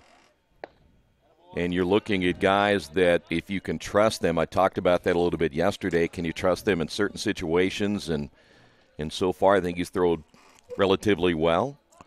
Well, I'm curious going into conference because Coach Sacco sits, and as we see a grounder to Pinsura as short, he will make the throw, and it will be in time for the second out of the inning. I'm curious to see because when I spoke to Coach Sacco says, you know, the preseason was about finding the right lineup going into conference, but the way they have played against specifically this series. Now, we didn't see the games in Florida, but they did go 1-3. I'm curious, does he really have a lineup right now? Well, I don't know because he's moved so many people around. I don't think that it is as solid as you would like it to be at this point when you're about ready to go into conference play, but you're 8-8 on the year. You're still trying to find the answers. They'll get this lineup going. It's not something we've seen for a while. Exactly. I mean, even last year, because they went on that 8-game losing streak at the end of the year, but before they went into it, everything was fine. Mm-hmm. And so this is something new, I think, for them, just trying to establish something where the offense, the defense, the pitching will all work at the same time. But that has not happened, at least on a consistent basis so far this year. But hopefully in conference they can turn that around. And you're going to have to. You will not get many days off because you're always going to get your best from everyone else because you're all now in a common situation. Everybody fighting for a playoff spot. That changed a little bit last year. You get an extra team in and such, and it wasn't that way a couple of years ago. Yeah. But, you know, that's your ultimate goal, get in, because then you know as well as anything, anything can happen. So. And it can be a tough play. Bowman hits it. Lipthrat is there, and the throw is in time. And a quick 1-2-3 inning for Lipthrat and the Quakers, and that will end the top of the sixth. Earlham still trails 3-1 on the Wesley Bates Wealth Management scoreboard. We will be right back. Mendenhall's True Value in Richmond is your local source for the things you need at home or your business every day. Everything from hardware, tools, carpet cleaner rentals, window and screen repair, lawn and garden supplies, as well as hunting and fishing licenses. It's all in one place at Mendenhall's True Value Hardware, right around the corner at 125 Southwest 5th Street in Richmond. Give them a call for more information at 962-4842. Finding a used car dealership you can trust is not an easy thing to do, but for me, the choice was almost too easy. How about Tony's Car Sales in Richmond? Hi, this is Troy Narangowski. You know, I purchased my last two cars from Tony's, and I couldn't have been happier with their service. They didn't pressure me, and they worked me through the entire process. Hey, if you're in the market for a great used vehicle, get to Tony's Car Sales in Richmond, 250 National Road West. For more information, give them a call at 962-5665 or go to their website, tonyscarsales.com. Welcome back to Randall R. Sadler Stadium, Earlham College Baseball. Earlham trails 3-1 going into the bottom of the sixth inning. We will start off the leadoff hitter with number 33, center fielder Isaiah Shake. Shake is 0 for 2 in today's game. Ground out to the first baseman and lined out to the second baseman in his last at-bat. See if he can turn the tide. Atwood's pitch is in there for strike one.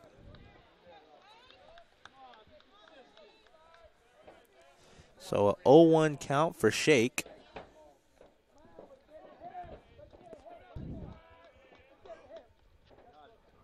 A swing and a miss from Shake.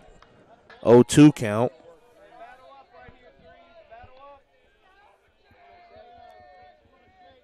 And still only 2 hits in the game for the Quakers. Just really struggling. And fouled off to Oshkosh's dugout. You know, one thing that you see that has been different. And when we talk about the top of the order, and not all the blame goes on the top of the order, but when Earlham has been playing their best baseball, it's when they get these guys at the top on base and they steal and they're aggressive. That one caught the catcher, Hinton. And it puts more pressure on the pitcher, puts more pressure on their defense, and the catcher has to react better. But when you don't do that, that's why you see a team that is struggling. The Quakers have been able to manufacture runs over the years, and you got guys at first and second, they'll steal second and third or first and second, wherever the case may be, and really try to divide that pitcher's attention. Yeah. That hasn't happened. Not at all. Didn't happen yesterday, and it really has not happened here today. And Isaiah 0 for 2. Jandro, he got on base, he stole, got some things going, but then it stopped right there. Shake hits one to right field. Modoff is under it, and this time he will make the grab for the first out of the inning. He got that hole fixed. But you're going to have to do something. Again, the middle of the order can't do their job in driving in runs if the top of the order doesn't get on base. The middle of the order is not really designed to be the ones to get on base. They're supposed to clear the bases. Well, and it has been fun to watch when they do get it going because they can really put together some solid innings, getting on base and scoring runs, and we're used to seeing that. I think we've been a little bit spoiled over the last couple of years from the championship year, even last year. And a nice play from the third baseman, Selchow, as he dives and makes the grab for the second out of the inning. And that's just the kind of day it's been for the Quakers. Well, and you're right, and it's been the kind of series that way. Even if you do hit it hard, you're hitting it right at somebody. I mean, we knew coming into this series it was going to be a battle for the Quakers. I didn't think we were going to get what we've gotten so far, just completely dominant from Oshkosh. Yeah, and give them credit. Yes. I mean, their starting pitching has been relatively good. And their hitting has been great. Danny Dopp hits one deep. I think that's going over. Yep, he gets it. Danny Dopp gets the home run as he hits it over the left field wall. And he will round the bases for his first home run of the season. I kept saying he kept getting closer and closer. You knew he was going to get one eventually. And that is Earlham's first home run of the season. Well, what's nice about it, you know what? I always talk about taking a pitch or two, but we also have the philosophy in there.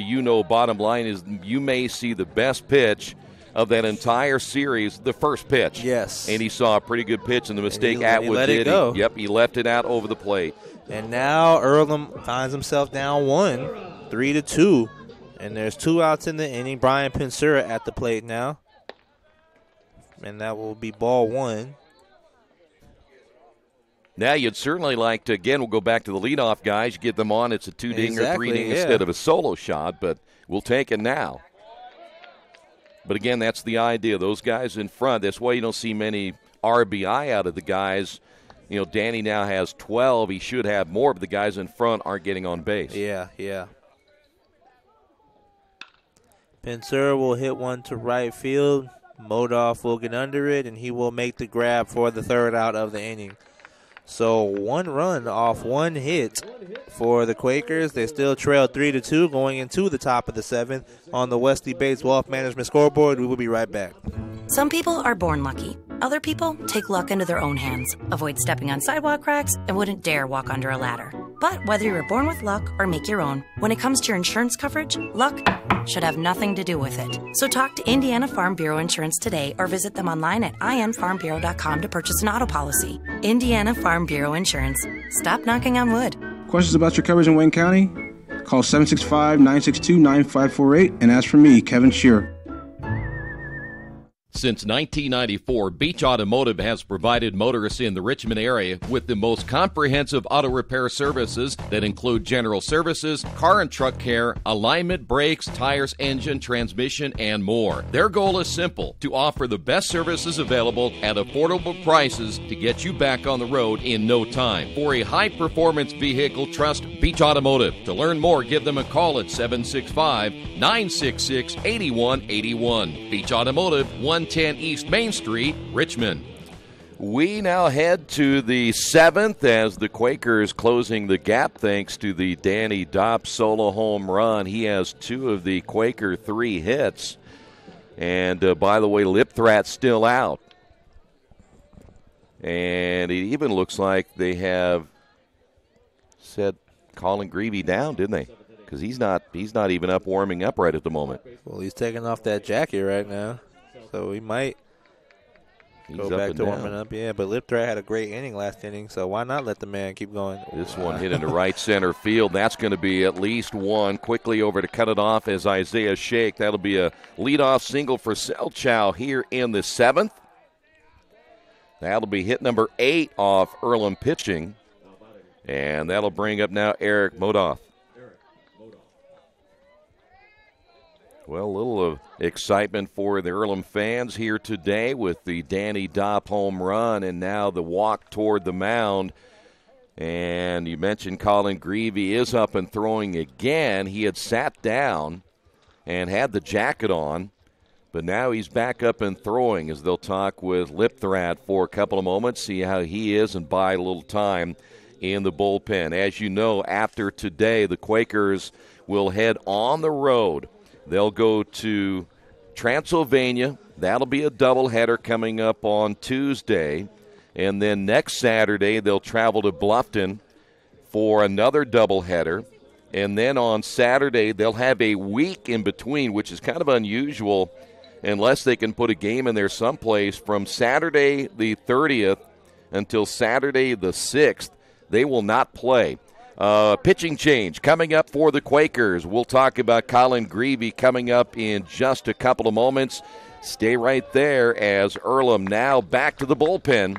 We'll tell you about Colin coming up in a little bit. Big Boys Pizza is now open in Richmond, located at 1015 East Main Street, next door to the Civic Theater. The menu has great sandwiches, pasta, salads, and of course, pizza. Come dine in, carry out, or have your food delivered day or night, at home or at the office. Other locations are in Connorsville and Brookville. Bring in a sports ticket after any game and receive 10% off your purchase. Ticket must be dated for the same day as your purchase. Dine in, take out, or delivery. Big Boys Pizza. 765-488-0023. Kate's Cages is the #1 indoor training facility for baseball and softball in Richmond by far. With top-flight instructors, you will learn how to play the game the right way. Everything from pitching, hitting, catching, and fielding. Kate's Cages will also have the opportunity to participate in triple play fall ball, the softball academy, individual and team camps, and individual private workouts. Kate's Cages Baseball and Softball Indoor Training Facility, 1366 Rose City Boulevard. Call 993-2353 for more information. Quakers will turn to one of their veterans on this staff. That is Colin Greavy. Greavy 19 in the third innings this year, 17 hits. He's given up 10 runs, but only 4 earned runs, 18 strikeouts, and 14 walks. That's the one area of concern for Colin, is control with those 14 walks in just 19 innings. He is 2-1 on the year and an ERA of 1.86. So now with a runner on base here in the top of the 7th inning, Wisconsin-Oshkosh trying to get a couple of those runs back after the Danny Dopp home run, making it now a 3-2 ball game. Eric Modoff, by the way, 1 for 2. Well, Troy, while I was doing it, brought him back. Now it's your turn to take him over. Third baseman Jandro in close, bunt shown, pitch outside, 1-0.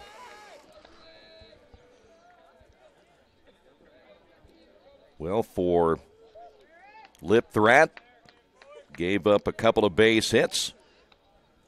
Gave up the 1 run, but still, I thought he pitched relatively well in the couple of innings he worked. Bunted and bunted foul. And the count is even at 1 ball and 1 strike. Quakers on the offensive side. You're down to your final 3 innings to get something going consistently, but the 5th and the 6th, the Quakers able to squeeze across 2 runs. Modoff back in, left-handed hitter, right-handed pitcher Greavy. Here's the stretch and the pitch. He'll bunt it again and bunt it foul, and that might have caught a piece of the catcher whistle.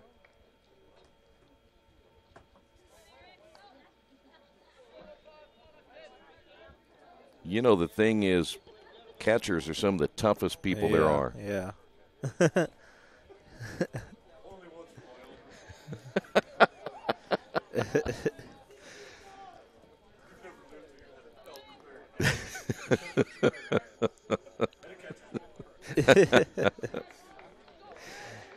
One ball and 2 strikes. One of these days, we'll switch you and Brian out and really embarrass this broadcast. So whistle okay as he is back behind the plate. 1 ball, 2 strikes. Selchow the lead down at first. The stretch by Greavy, the pitch on the way, showing bunt. That one pops out of the catcher's mitt of Whistle. But Selchow cannot advance. We'll go to 2-2. And we have number 37, Aiden Talarick, warming up in the bullpen for the Quakers. We're going back and forth, experience and then youth and experience and youth, huh? Here's the break-even pitch on the way. This time swinging is Modoff, and he'll foul it off, and we'll stay at 2-2. Jandro apparently not buying it down at third. He is not relinquishing that spot in front of the bag yet. That's a huge base runner at first. Greavy into the stretch. Here's the pitch on the way. He does bunt it. Greavy coming off the mound. His only play is at first. They'll make the out there. So even with the 2 strikes, Modoff does his job, gets the bunt down, and advances the runner to second. Great job by Modoff getting that bunt down. You normally see a lot of guys with 2 strikes, they'll pull back on the bunt. But they were confident, and he was confident, and he was able to get it down. Here's Cummins. Cummins walked back in the third. He singled and scored in the 5th inning. So now the Titans have a runner in scoring position, trying to get a run back, leading it 3-2. Greavy checks the runner at second, comes home with a pitch, and it's low for a ball. Now this will be big for Earlham if they can prevent Oshkosh from scoring here in the 7th. It happened yesterday where they got a run back or so and then all of a sudden gave up 4 runs in the 9th inning of the first game. A ball is going to be hit foul. 1 ball and 1 strike. Quakers started to make a run again in game 1, and then all of a sudden, what you thought they might get back into that thing, gave up those 4 runs, and it was 8-0 just like that, and it was over. The stretch by Greavy. Here's the 1-1 pitch on the way, and it's low for a ball, 2-1.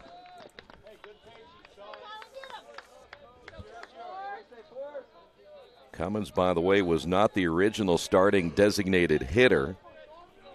Colin Tremmel was in that spot, and then when Tremmel's time came up in the 3rd, they brought Cummins in. The pitch on the way, hit well down the line, but foul, and that will sail out of the ballpark. And he got all of it. So 2 balls and 2 strikes. Greavy didn't fool him that time. He roped that one. Not sure it would have been a home run if it stayed fair, but it would have bounced off that wall. Yeah, he would have had a double easily, and that would have scored the run as Selchow, the lead down at second base. Here's your break-even pitch again. It rode inside, and we'll go to 3-2. There was good movement on that pitch, just not in the right location. So 3 balls, 2 strikes, 1 away.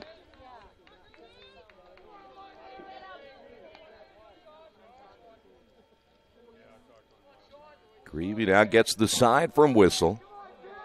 Selchow again the lead at second, and the pitch on the way is hit deep into center field. Shake running back will make the catch. Tagging at second is Selchow. He's on his way to third, and he'll be in there with 2 away. And now we'll go back to the top of the order in Ratty. See if Reeve can prevent the run from coming in at third base and keeping it a one-run game. Ratty been on base all 3 times in this final game of the 3-game series. He doubled back in the first and scored, reached on a fielder's choice and scored, and then singled in the 5th inning, and we might see a change again already for the Quakers. Another visit to the mound. Even you're right there's Coach Sakosit saying something to the home plate umpire, and then he retreats back to the dugout. And they're going to buy a little more time right here for the pitcher in the bullpen. As you mentioned, Aiden Telerik is in the bullpen right now. Now the maneuvering going on, a little chess match going on right at the moment as the Quakers trying to keep this final run from getting across the plate in the inning, and they're going to leave Greavy in. Of course, Greavy, as we said, is a veteran on this team, so he's been through this before. But again, they got to be careful with Ratty, who is swinging the bat well here in the 3rd game. So 2 outs. 3-2 Wisconsin-Oshkosh, final game. Greavy looks in, gets the sign from Whistle. Comes set and the pitch. This one will be looped into right field. Base hit. That'll score the run. First pitch hitting. Situational hitting like we've always talked about. Oshkosh does a great job with it. Well, that run just as big as the home run, isn't it? And now 3 hits by Ratty here in the 2nd, or I should say the 3rd game. And now here's Dylan Ott. Ott doubled back in the 3rd. 9 hits on the board now by Wisconsin-Oshkosh. And none bigger than that hit right there. That pitch in there for a strike. Boy, Ratty, I think, had a pretty good idea. He was going to come up swinging. Yeah. He did not hesitate. If he saw the pitch he wanted, which he did. So now a 2-run lead for the Titans, and that pitch is outside. That'll even the count, 1 ball and 1 strike. 4 runs, 9 hits, 1 error on the board now for Oshkosh. For the Quakers, 2-3-0. The pitch on the outside corner for strike 2.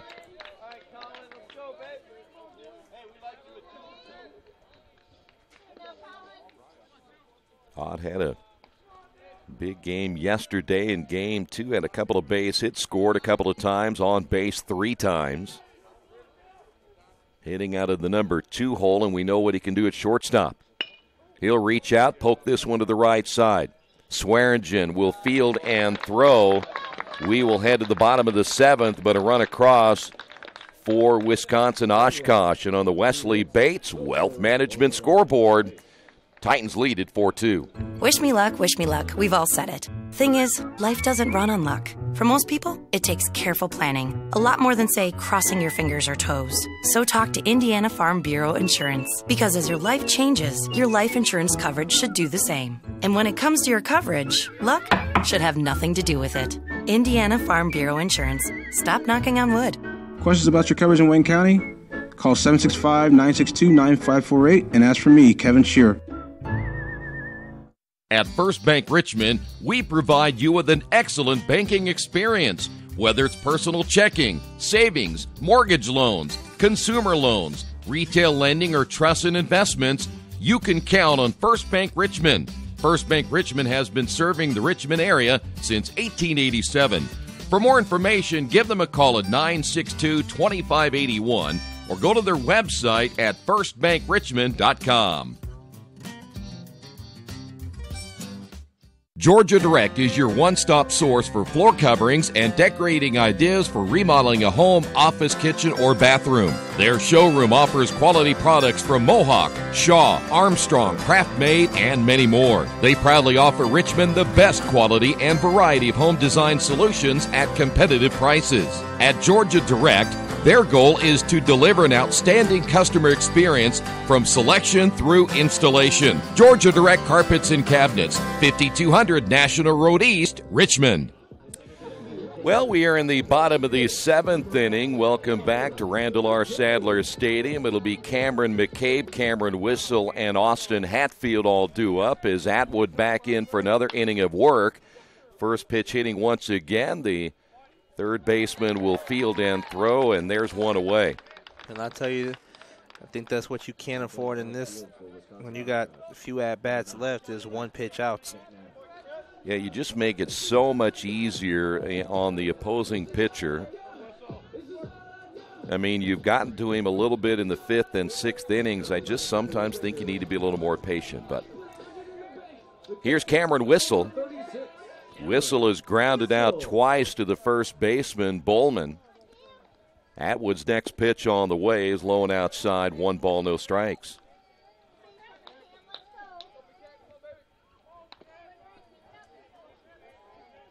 Time will be called now by Whistle. Well, the one mistake that Atwood made was the home run. Yeah.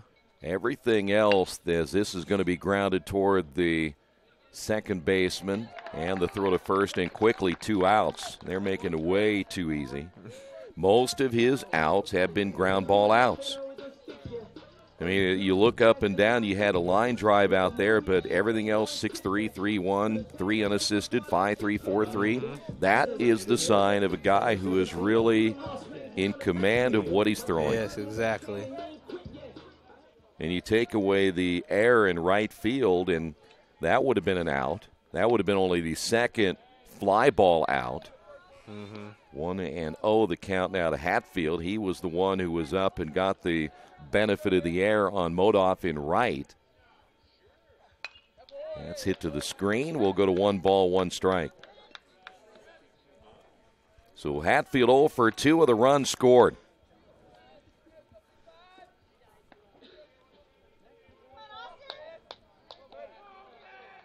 Well, McCabe grounding out a couple of pitches. In fact, 1 pitch. You had Whistle, 2 pitches. So for this young man right here, he is, I would imagine, going to be looking if he can get through this inning, get a good solid 8th inning. He'll go for a complete game. That one tapped in front of the plate. The pitcher, Atwood, and that's going to be the catcher instead. Hinton will call him off and throw to first, and Earlham out easily in the 7th inning. We will head to the top of inning number 8 on the Wesley Bates Wealth Management scoreboard. Wisconsin-Oshkosh on top of this one. Our community. It's where we live. It's where we work. It's where we play. At West End Bank, we're not just in the community, we're a part of the community. And that's why we support over 100 programs for local nonprofits and schools, including our financial literacy program that positively impacts countless students throughout the area. You bank locally, so we give back locally to watch people grow with endless possibilities. After the unexpected, expect us. Indiana Farm Bureau Insurance of Fayette, Rush, Union, Decatur, and Shelby counties. Auto, home, life, renters, farm, crop, and business coverage. Coverage you need in a language you know. We take customer satisfaction seriously and don't take a cookie-cutter approach to your coverage. For more information, call 800-723-3276 or go to their website, in.farmbureau.com. Hey, this is Steve, and out at Jiffy Lube the other day, a customer came in and said, Steve, this was my 100th oil change on this car, and you've done them all. Hi, my name is George Farrell, and I've been coming to Jiffy Lube for over 14 years. I recently just had my 100th oil change. I'd like to thank Steve Funkhauser and his staff for the great service that they've provided me over the years. Thank you to all, and I would recommend anyone to come to Jiffy Lube to get their car serviced. Jiffy Lube, number 1 in customer satisfaction for a reason. We'd seen Alan Tolarek in the bullpen. He is now going to be pitching for the Quakers. Aiden making his 5th appearance, 3 innings, 2 hits. He's given up 3 runs, all earned, 1 strikeout and 6 walks, no record, and a 9 ERA. So the Quakers back to their bullpen. It'll be Cook, Hinton, and Staneski all due up for the Titans. By the way, live stats on GoEarlham.com. You can check out all the cumulative stats, the box scores of all of the games being played. Schedule is there as well. We were talking about that schedule again. The one thing that makes it a little bit lengthy by the time we see this Earlham team at home again on April the 9th is that week off that they'll have between the Bluffton doubleheader and the Hanover doubleheader from Saturday to Saturday, the 30th until the 6th.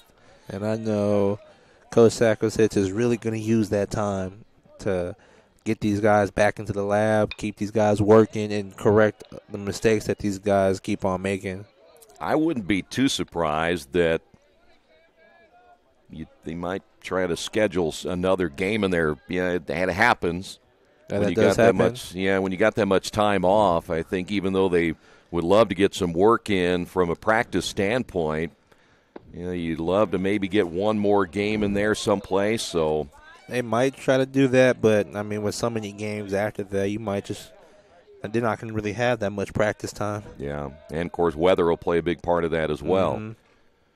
Here's the 1-1 pitch on the way, and it's outside, 2-1. You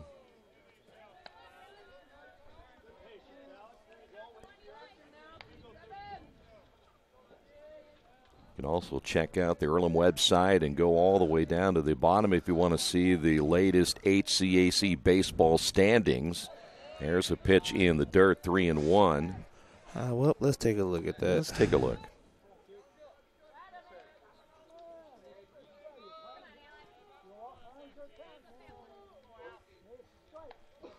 Aiden looks in to whistle. Now is set to throw. Here's your 3-1 pitch.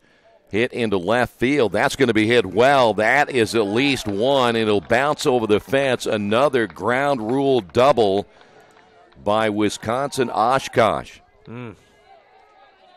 We saw a couple of those yesterday. And actually, Cook was the one who hit both of them yesterday, so he has another one.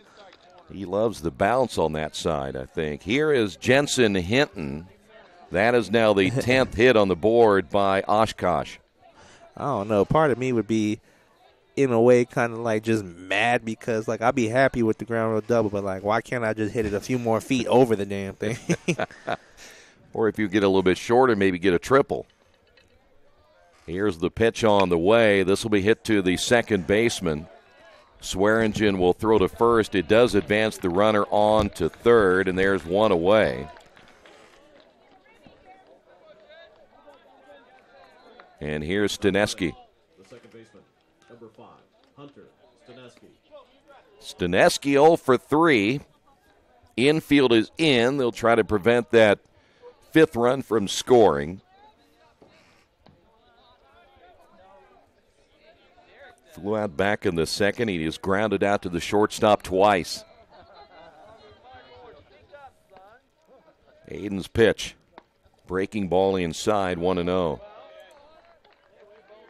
First time, I think, all series we've seen the infield in. I was going to say it hasn't happened much. Everything that Oshkosh has done has been of the extra base hit variety and never really that much of a situation to put the Quakers in.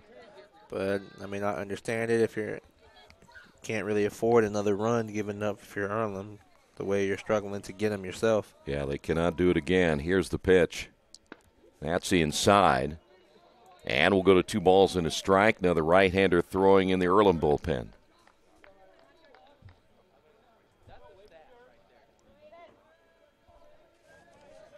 Two balls, 1 strike, 1 away. Runner down at third, and again the infield is in. Ground ball back up the middle, and with the infield in, the percentages go up, and that is why. Situational hitting. So now 5-2. Staneski picks up his first hit. Here is Cade Bowman. Now 11 hits. Dominic Michael is throwing in the bullpen for the Quakers.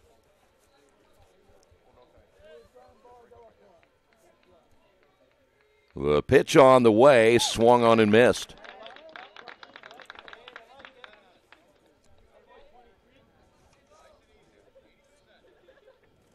Quakers ended up, again, going 1-3 down in Florida. They came back, beat Alma, they beat Olivet, and are in danger of being swept in this series.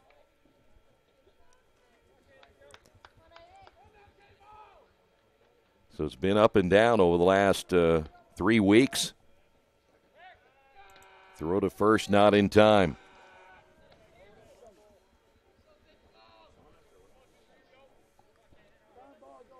Quakers are trying to stay above 500. 8-8 coming into this one.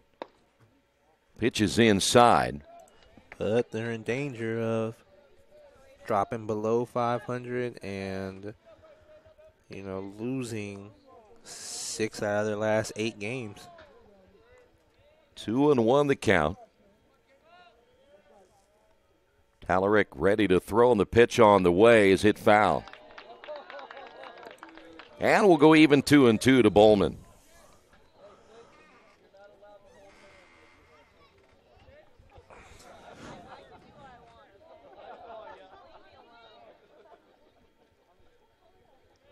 Runner down at first, Danaski a short lead. The stretch, the pitch, popped him up on the right side. Second baseman Swearingen is there and will make the catch, and there's 2 away.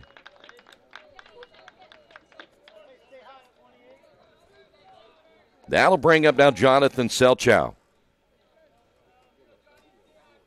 Selchow singled in the second, flew out in the fourth, and singled and scored in the seventh. He has 2 of the 11 base hits. The third baseman, number 28, Jonathan Selchow. Pitch is high and outside, 1-0.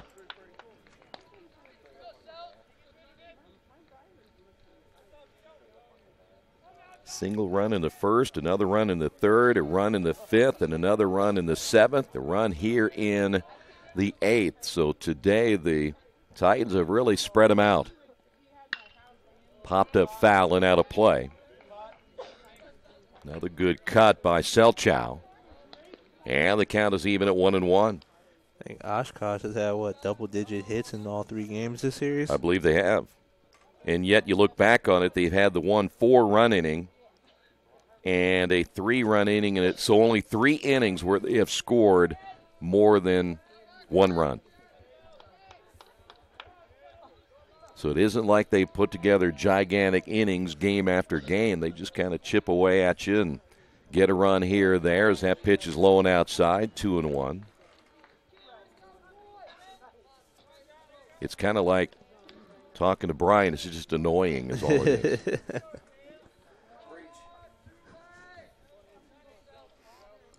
Stanaski, and they haven't had to run. They don't steal bases. We talked about that coming into the series. There's a huge cut and a miss. Count is even at 2-2. In fact, if you look back on it, how many stolen bases do they have in the series? There's 1 there. I only see 2. Unofficially 2. The 2-2 pitch. This one hit to right field. Shondell is there, makes the catch, and we will now move to the bottom of the 8th inning. A run across in the inning on the Wesley Bates Wealth Management scoreboard. Oshkosh 5, Earlham 2. Hello, my name is Kyle Schwarzkopf. I'm the manager of Kyle's National Road Auto and business in Richmond since 1979. We employ ASE certified technicians, and we have over 80 years of experience. We work on all domestics and most European and Japanese cars. Give us a call at 966-1555. Kyle's National Road Auto Service. My name is Kyle Schwarzkopf, and I approve this message. Hey, if you're looking for a great place to dine, how about Little Sheba's? Come join them in Richmond at 175 Fort Wayne Avenue and grab one of their gourmet pizzas, a deluxe sandwich, steak or fresh salad, and an ice-cold beer or your favorite wine. Featuring live music every Tuesday, Friday, and Saturday, and more in their smoke-free environment. You can get a 10% discount with a valid student ID. It's better than being home. For more information about Little Sheba's, give them a call at 962-2999. We are back here at Randall R. Sadler Stadium as we get set for the bottom of the 8th inning. We were not told of a change in the lineup in right field for Wisconsin-Oshkosh in the last half inning. The irresponsibility of our public address announcer coming out again, but is number 9, Matt McNabb. Here is Robbie Shondell. Atwood stays in, and the pitch in there for strike. I think wondering how well Atwood pitches this inning, or if they'll let him go the whole way. There's a swing and a miss. The way he's throwing, I don't think I'd even trust anybody out of the bullpen right now.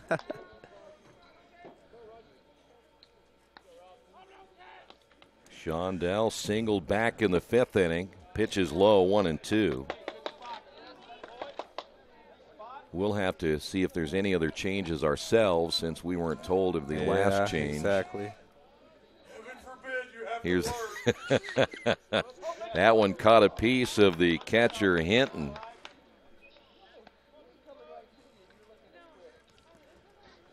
Shondell, Swearingen, and Shake back to the top of the order for the Quakers. The stretch by Atwood in the pitch is outside, 2-2.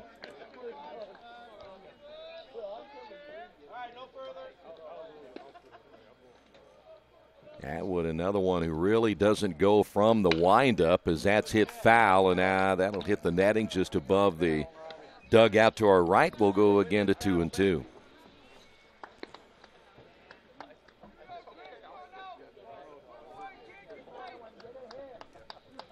Atwood gets set, the pitch. Got him with a high fastball. Earlham hitters just continue to struggle. So with one away, here is Swearingen, the number 9 hitter.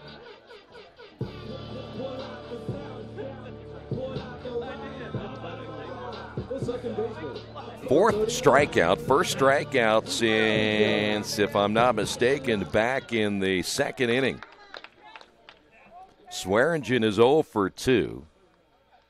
Atwood's pitch in there for a strike.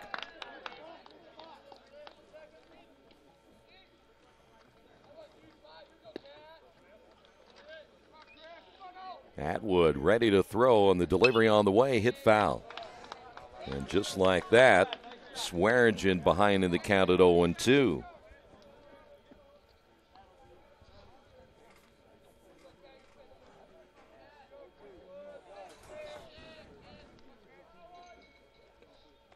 The 0-2 pitch is low, 1 ball, 2 strikes. You could see Hinton that time. He was setting up on the outside half of the plate. See if he'll go back out there again. Looks like Abe is going to stay right where he is. Here's the 1-2 delivery on the way, and the breaking pitch is inside. And we'll go to 2 balls, 2 strikes. Earlham out hit today, 11-3, and they trail it by 3. That pitch grounded toward the shortstop. Ott will take it on the high hop. Easy play for the veteran shortstop. 2 away. And Oshkosh has got, I think we've noticed, they just have a really good defense. They don't really make that many mistakes. We've seen a few by them, but they're really sound on defense. Well, they had the 1 error today. That was the drop. We saw Ott make an error yesterday. I think it's been about it. Ott's was more on just didn't catch it cleanly. It wasn't a throw. And the hole in the right fielder's glove earlier today. And now Isaiah Shake will step up, 0 for 3. And the pitch by Atwood is low and inside, 1-0. As we look to the bottom half of the 9th, if the Quakers can't get anything going here, you will have the middle of the order up. That's a line drive, base hit, left center field, could be 2. Shake makes the turn, puts on the afterburners. Yeah, you better not do it now if you don't want to lose your base runner at third. So Shake a 2-out double. That'll be the 4th hit now by the Quakers, and here's Mark Jandro. There is a right-hander throwing in the bullpen right now for Wisconsin-Oshkosh.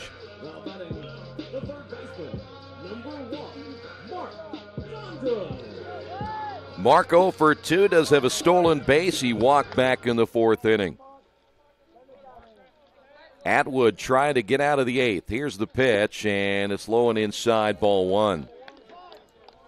Question will be if he does, will he come back for the 9th inning? Might want to change things up a little bit, bring in a right-hander. Is Atwood set to throw the pitch? There's a strike.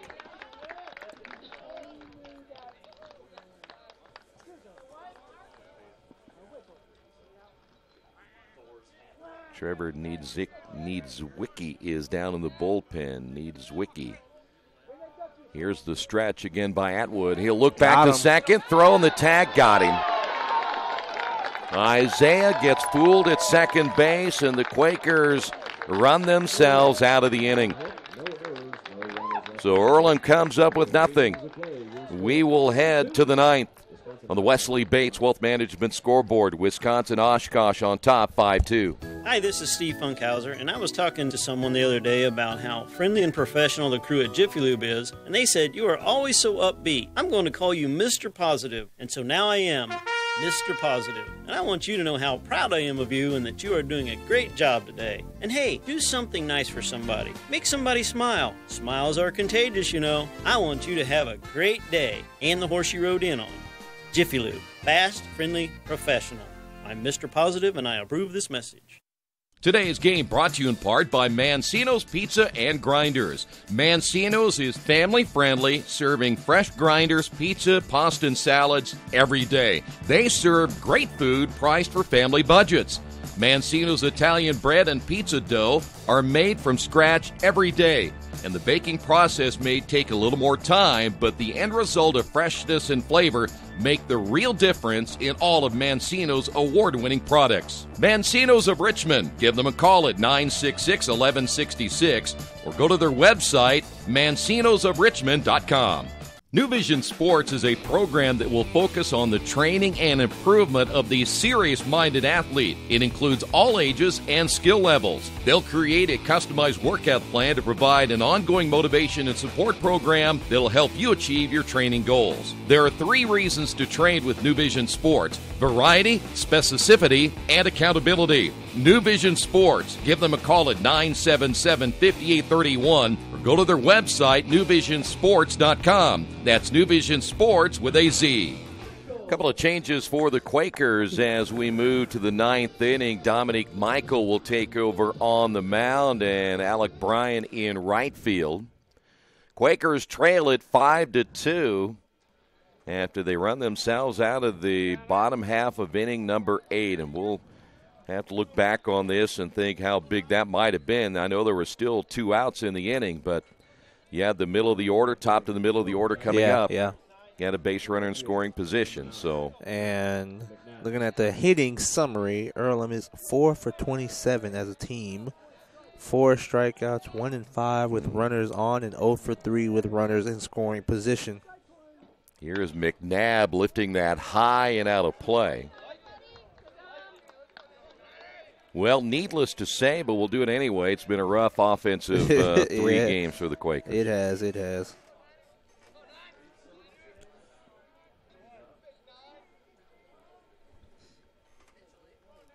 Here's the 0-1 pitch. Fly ball into center field. Cook, take that back. It is Shake who is there, makes the catch, 1 away.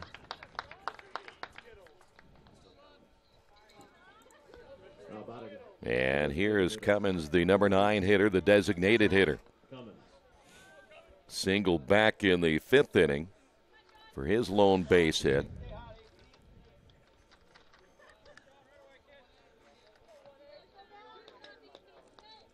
He's got a home run on the season himself. least that's what it says. Dominique's pitch in there for a strike, 0-1. There is one more right-hander throwing for the Quakers if they can manage if they can manage to get this into extra innings or tie this ball game, somehow win it in the bottom of the ninth inning. And the count is even at 1-1 strike. Now to Cummins. Cummins has been on base twice. Big cut and a miss.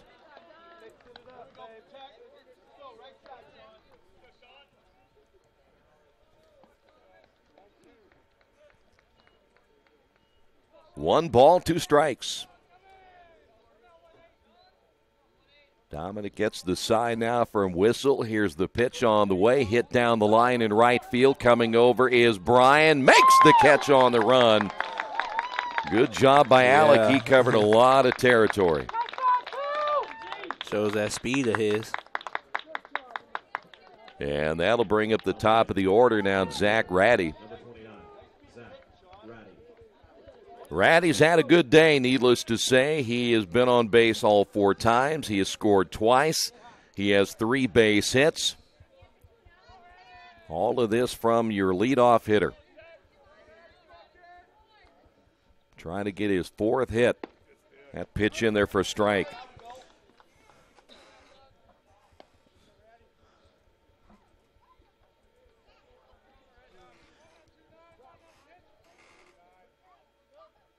Michael down with the leg kick and the pitch. Swing and a miss. And just like that, it is 0-2.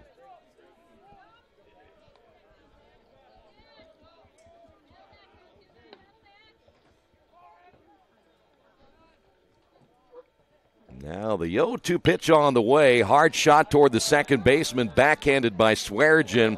Throw to first in time, and we will head now to the bottom of the ninth inning. Quakers need 3 to go to extras on the Wesley Bates Wealth Management Scoreboard. Oshkosh 5, Earlham 2. As an internet service provider, Parallax Systems offers reliable residential high-speed internet service and business service. With a fiber backbone reaching over 150 miles, we have created a multifaceted delivery system.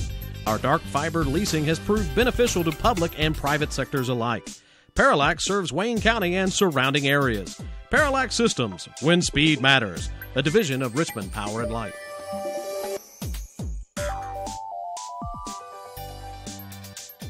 At the Reed Orthopedic Center, our physicians and support team devote themselves to helping you return to a healthy and active lifestyle. Our expertise includes shoulder, elbow, foot, ankle, hand, wrist, hip, and knee injuries, as well as pain management and rehabilitation, and school athletic training programs and sports medicine. We are committed to providing you with the best possible orthopedic treatment that we can. To request an appointment at the Reed Orthopedic Center, call 765-935-8905. Well, Atwood is going to look to finish this out here today and get a complete game victory. As he is back out for the ninth inning, Gendreau, Dopp, and Penseur all due up now for the Quakers. Mark is again 0 for 2 with a walk and a stolen base. He was at the plate when Isaiah Shake was picked off down at second base. So Atwood now just 3 outs away from the win, and the first pitch is low, ball 1. The good news for Mark is it's almost like now having your 5th at bat. Yeah. Got to look at a couple of pitches by Atwood the last time out. That pitch is low, 2-0.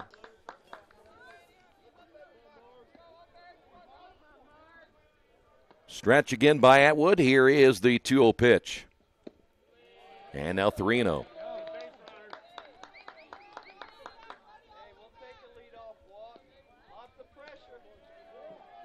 There are now 2 right-handers throwing in the bullpen for the Titans. They may not waste a whole lot of time. And pitch low and inside for ball 4. So Earlham gets their leadoff man on base. Second walk for Mark. Here's Danny Dopp. And I won't be surprised knowing that it's only a 3-run game that if Dopp gets on base or gets walked, matter of fact, not even that. Yeah, they're not going to wait. Yeah. They knew the Dopp, and of course now you're going to go with the averages. You'll go with the righty against righty, so no surprise.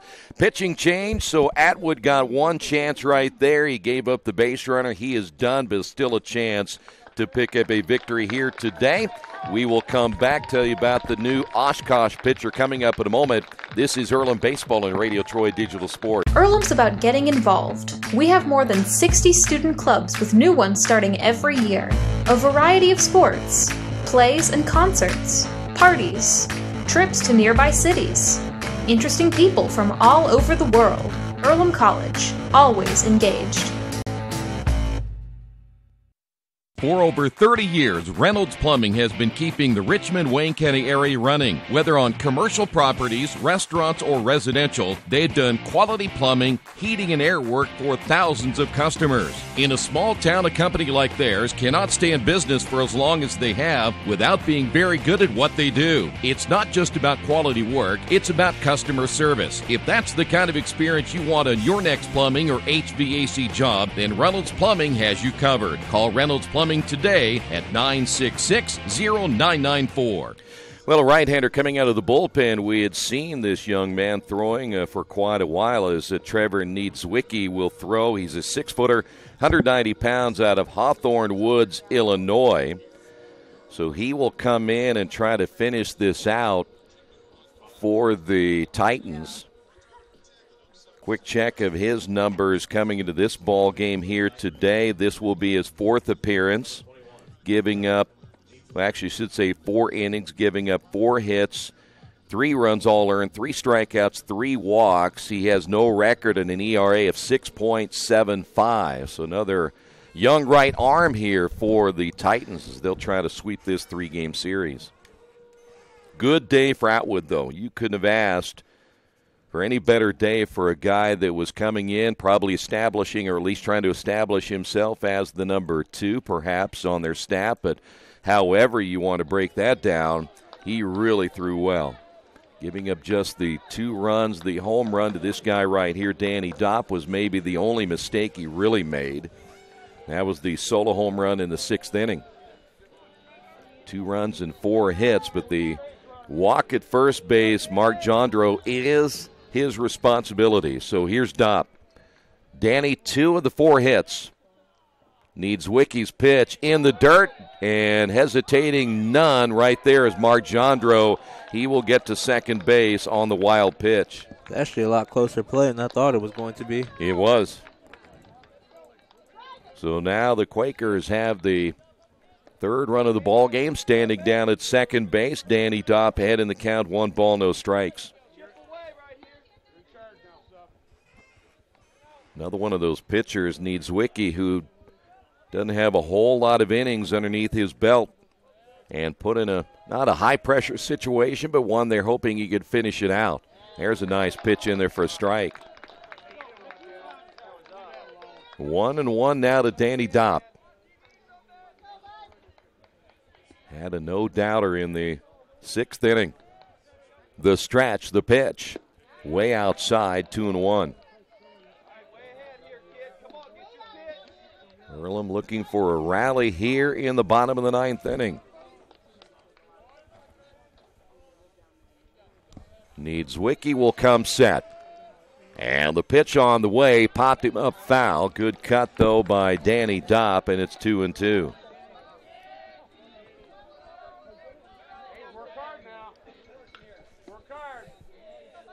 No outs as we play here in the 9th. Quakers need base runners, again down by 3. Niedzwicki again set, checks the runner, and the pitch on the way. Grounded back up the middle, that's a base hit. Jandro rounding 3rd, he'll be sent home. The ball cut off from the outfield throw, and it's now 5-3. And how about Danny Dopp? Comes through again for the Quakers. Tying run at the plate now with still no outs in the inning. And it's now 5-3. 2 right-handers. Nope, 1 right-hander, 1 left-hander throwing for Oshkosh. Here is Brian Pinsura. That run, by the way, again charged to the starter, So Atwood will give up the 3 runs. There's a fastball in there for a strike.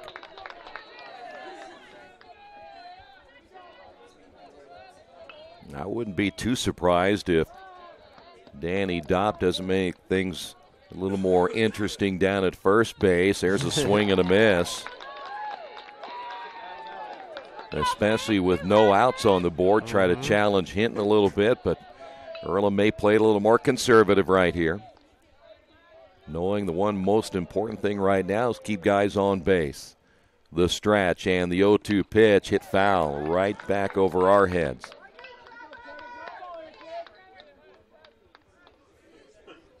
Oh, and 2 now to Pinsura. Struck out back in the first, grounded out in the fourth, flew out in the fifth. Take that back, 6th inning. The stretch by Niedzwiecki. The pitch, low and outside. And we'll go to 1-2.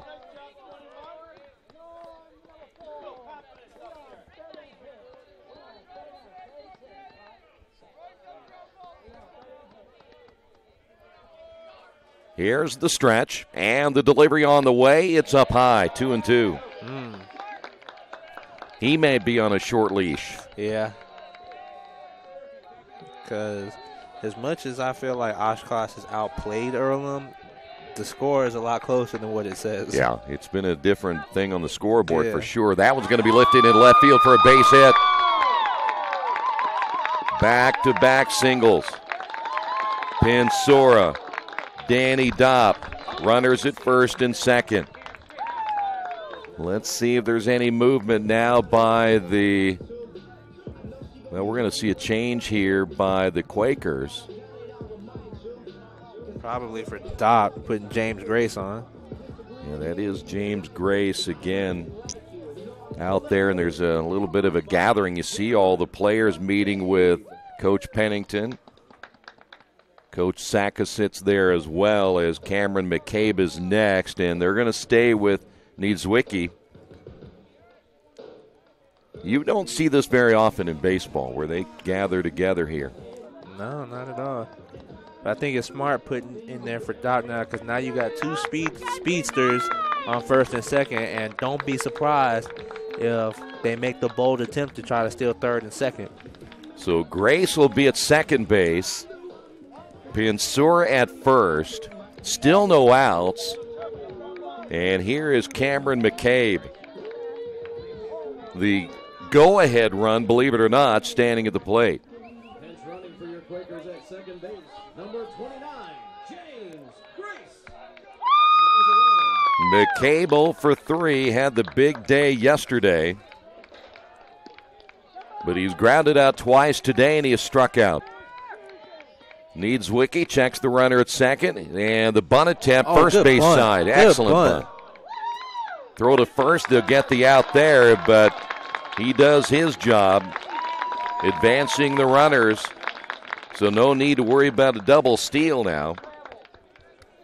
So the 1-3 sacrifice for McCabe, there's one away. Now that takes away a double play opportunity. Yeah. And Cameron Whistle is next, but we have a visit to the mound, and we are going to have a change, I do believe.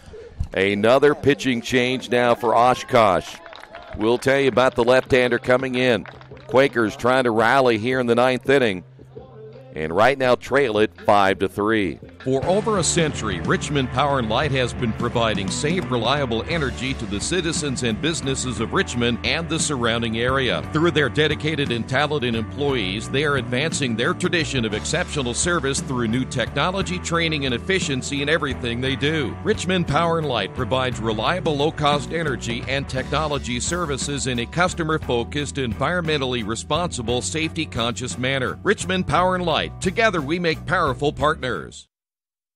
Summit Computer Systems is a full-service computer manufacturing and support company founded in 1997. They partner with businesses and individuals to provide computer systems, hardware service, support, design services, high-speed wireless internet, network design, and more. Summit Computers, 1427 Chester Boulevard in Richmond.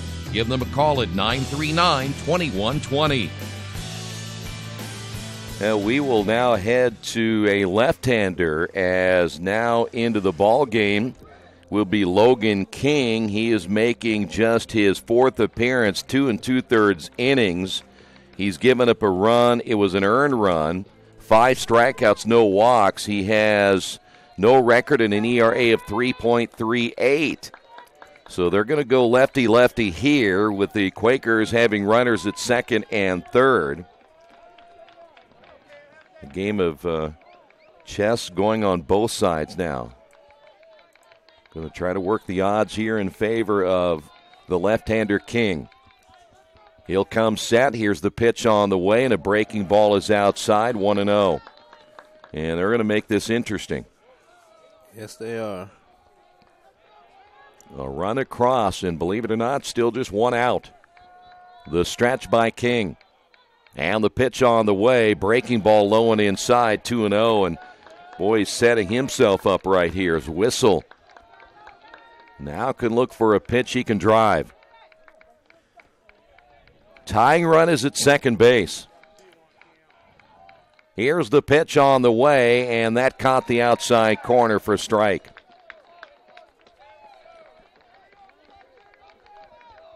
Whistle has grounded out 3 times. 2 times to the first baseman, Bowman. Just wants to make some contact right here. Here's the 2-1 pitch. Big cut and a miss. Now you hear the crowd back into it. We generally don't see opposing teams travel, but again, with them coming back from the south and on their way back, they brought a lot of people here. Speaking of Wisconsin-Oshkosh, 2 balls, 2 strikes. The break-even pitch on the way, popped him up. Will it stay in fair territory, or will it hit the netting? And it does. So the netting that been fair? The netting that is hanging out a little bit over the dugout area. It's a good thing the wind wasn't blowing, or I'd have brought that up again.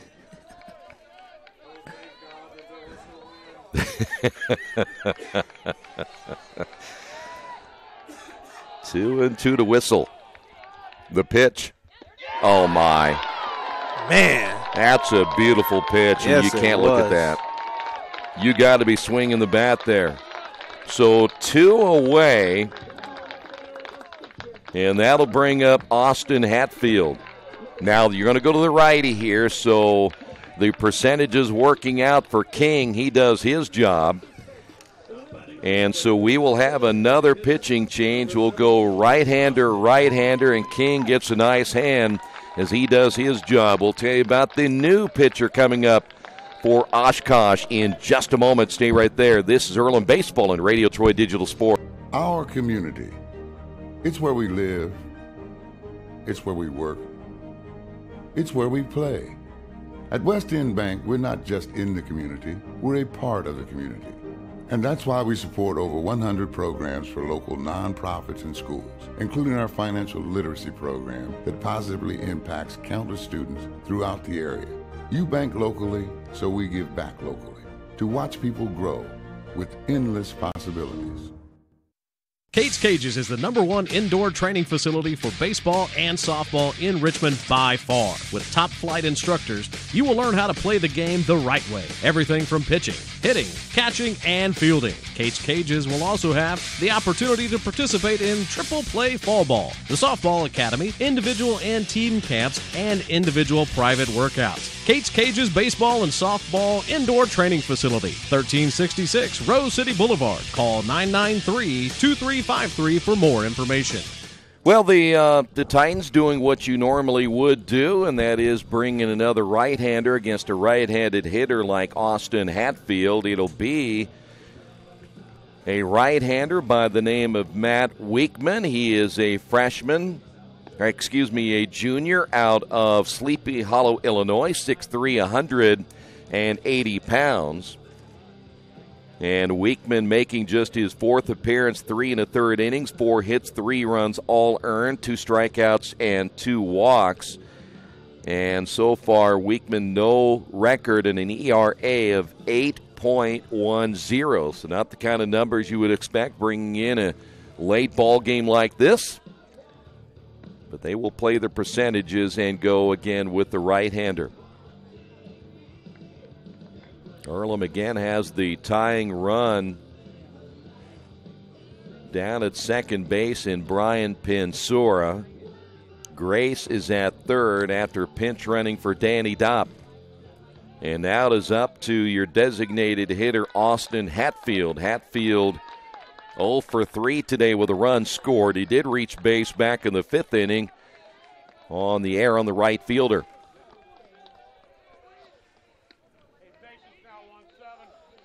So now it's up to Hatfield as he will step in here in the bottom of the 9th inning. Weekman will come set. The pitch on the way, hit down the line, but foul. Well, that one's in play. It'll give you a couple of runs right there. Yeah. You honestly just need a single of somehow Pinsura's speed. They will send him home, and it's kind of hard to get that guy out. So Hatfield down to the count, no balls and 1 strike. Weekman will come set. Runners will get their leads at second and third. Here's the pitch on the way to the plate. This is a line drive. Base hit right field. Rounding third. Here comes Pinsura. The throw to the plate not in time. And the Quakers have tied the ball game at 5 apiece. Wow. Hatfield comes through for the Quakers. So Hatfield, the base hit, scoring 2.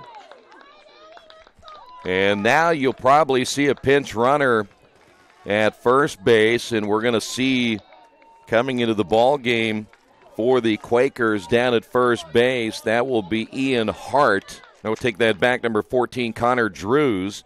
And then Robertson will be pinch hitting right here.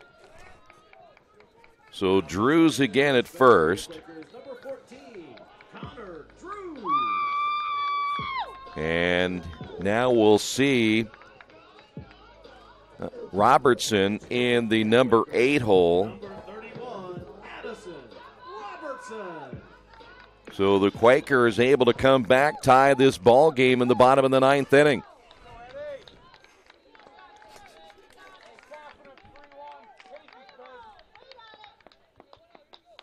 Robertson waiting for the home plate umpire to make the change right here, and now Robertson will step to the plate.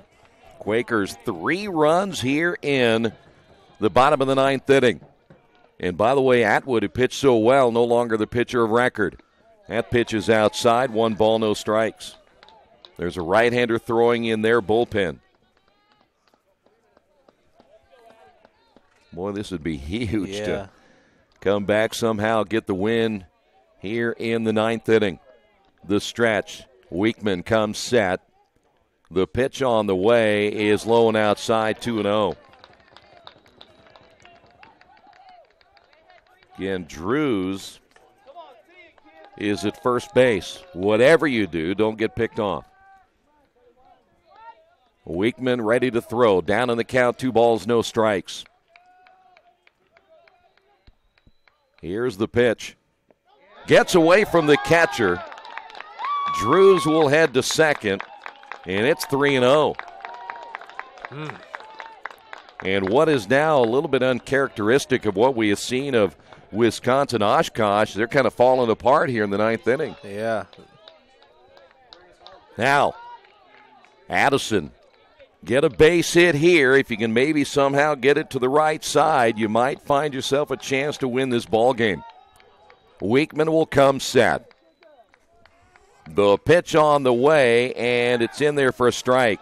3-1.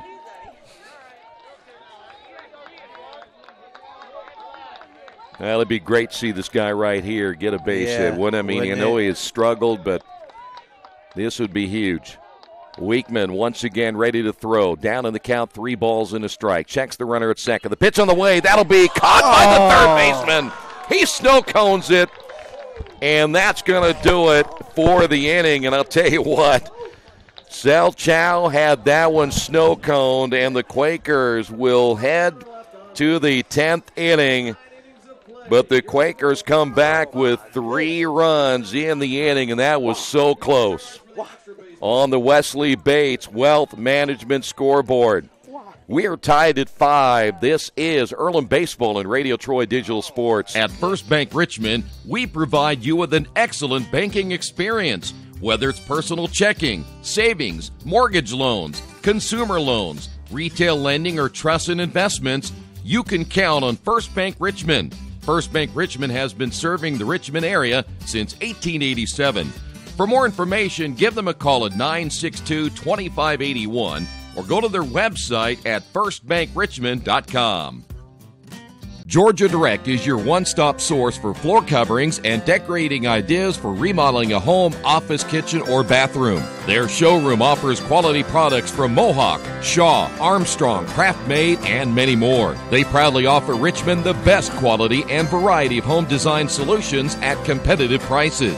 At Georgia Direct, their goal is to deliver an outstanding customer experience from selection through installation. Georgia Direct Carpets and Cabinets, 5200 National Road East, Richmond. After the unexpected, expect us. Indiana Farm Bureau Insurance of Fayette, Rush, Union, Decatur, and Shelby counties. Auto, home, life, renters, farm, crop, and business coverage. Coverage you need in a language you know. We take customer satisfaction seriously and don't take a cookie-cutter approach to your coverage.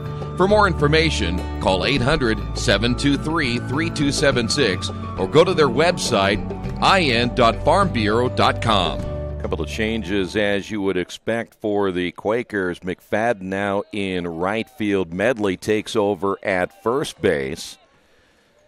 And Dominique Michael on the mound. Ground ball by Ott. Dropped by the third baseman, Jandro. The throw to first not in time. And that'll be an error on the third baseman, Jandro. So now, just like that, the Titans get a runner on base. First error of the ball game, though, for the Quakers. Here's Alex Cook. Boy, you hate to give that right back. But this is a guy that can make you pay for it. Doubled his last time up. He's had an excellent ball game, just putting the ball in play. A couple of sacrifices, a double, run scored, a couple of runs driven in. As Michael throws to first. And, again, this is not a team that's going to run a whole lot. Speaking of Oshkosh, only a couple of stolen bases in the series. They rely on the hitting situations that are presented to them, and right now, got a guy at the plate that can really sting the baseball. The stretch by Dominique. And again, a throw to first. If I am not mistaken, I believe this is the first extra inning game of the year.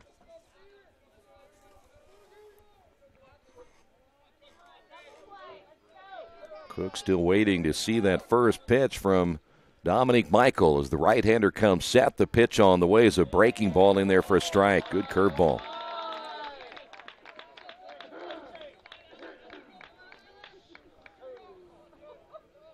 Cook, by the way, has 4 doubles in this 3-game series. Dominique will check the runner at first. A short lead by Ott. The stretch.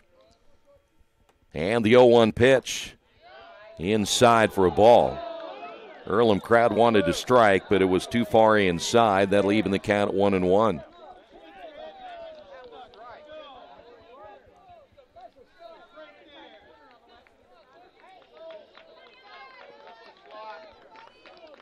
Outfield playing a little deeper this time. In center is Shake and McCabe. He's a little deeper as well.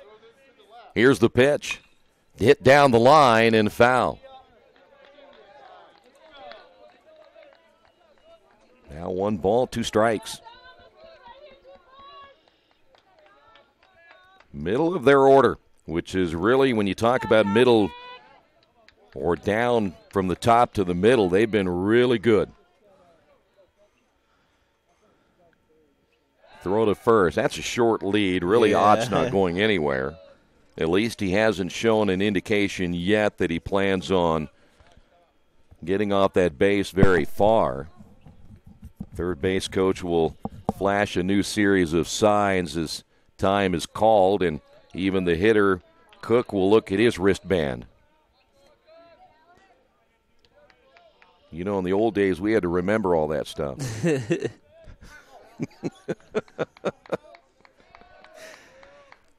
Here's the 1-2 pitch. Ooh.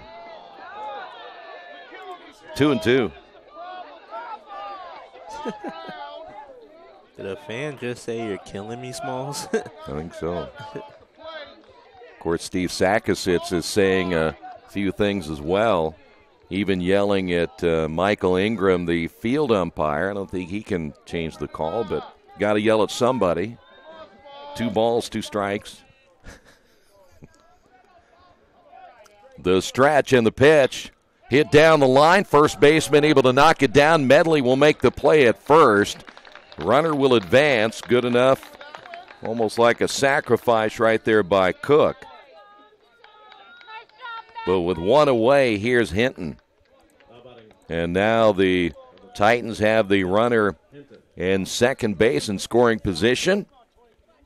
Hinton 0 for 3 with a walk.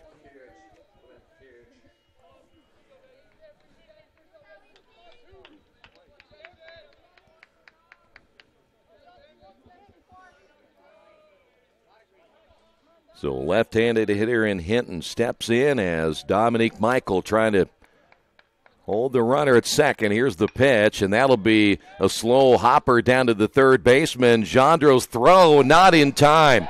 Ooh. That's a good call right there. Yeah, he beat I thought it. so as well. So Hinton got down the line pretty quick, and now runners at first and second.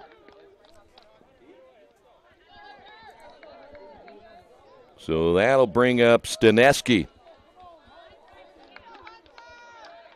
Staneski 1 for 4. The second baseman, number 5, Hunter Staneski. Well, there was no argument about that at all from any of the players or coaches on Earlham's side. Maybe more disappointing than anything, but now you still have the double play possibility right here. That pitch came inside, almost hit him. No one throwing in the Earlham bullpen, so they're leaving it up right now to Dominique Michael.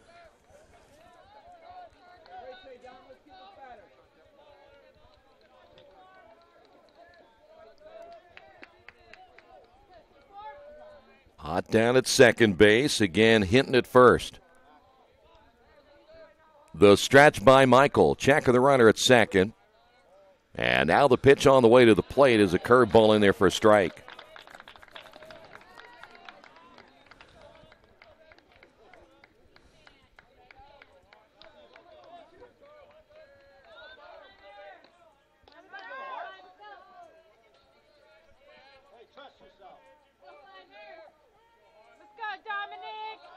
Dominic will get the sign from Whistle. Here's the stretch and the pitch on the way on the outside corner for strike 2.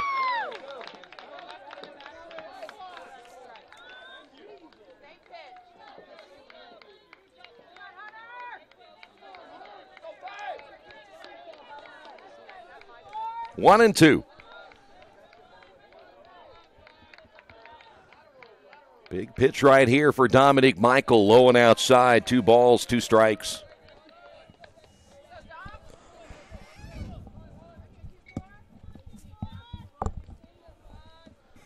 Still just 1 away here in the top of inning number 10. Long look this time by Michael into his catcher. Here's your break-even pitch on the way. Popped him up. Left center field. Shake waiting for that one to come down. Will make the catch. Runners are going to stay there, and there's 2 away. That's a big out. Yes, it was. Yes, it was. But you can't calm down now. You got to get that final out. So here is Cade Bowman. Number 23, Cade Bowman. Quakers out hit 12-7, but we're tied at 5. Bowman tripled back in the second. 1 for 4. But again has the tying runner, I should say the go-ahead run down at second base. So Bowman steps in against Michael. Dominic checks the runner at second base, and the pitch on the way swung on and missed.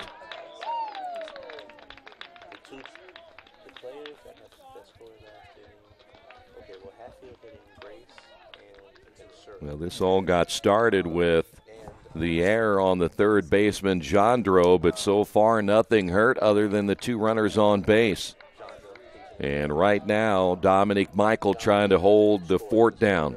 Bowman steps back in as Michael checked the runner at second twice. And now comes home with a pitch, and this one's going to be looped into right field. That's going to fall in for a base hit. Rounding third. Here's a play at the plate, but the throw is off the mark. That'll score the go-ahead run as Ott slides in. And it is now 6-5. There'll be a throwing error on the right fielder, McFadden. That'll be the second error of the ball game for the Quakers, both coming in this inning. Situational hitting. Oshkosh has stayed consistent when runners have been in scoring position. And, the third base coach for Oshkosh, he had the whole time planned that he was going to send him. He was going to test the arm out of McFadden, especially since it's McFadden's first time in the game. So he still might be cold. Selchow 2 for 4, and now you have runners at second and third, 2 outs.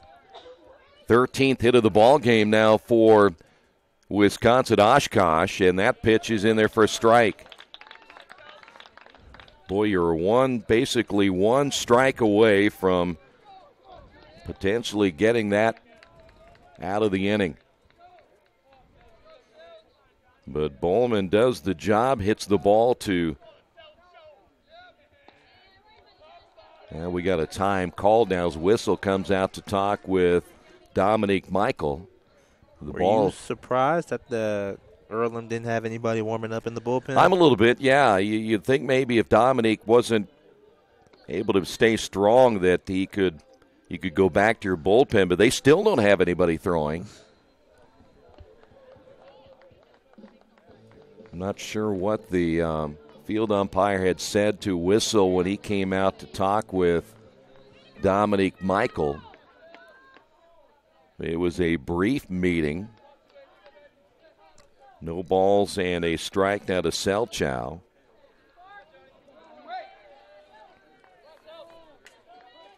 So Hinton down at third. Bowman down at second. The pitch on the way, lifted high in the air to left field.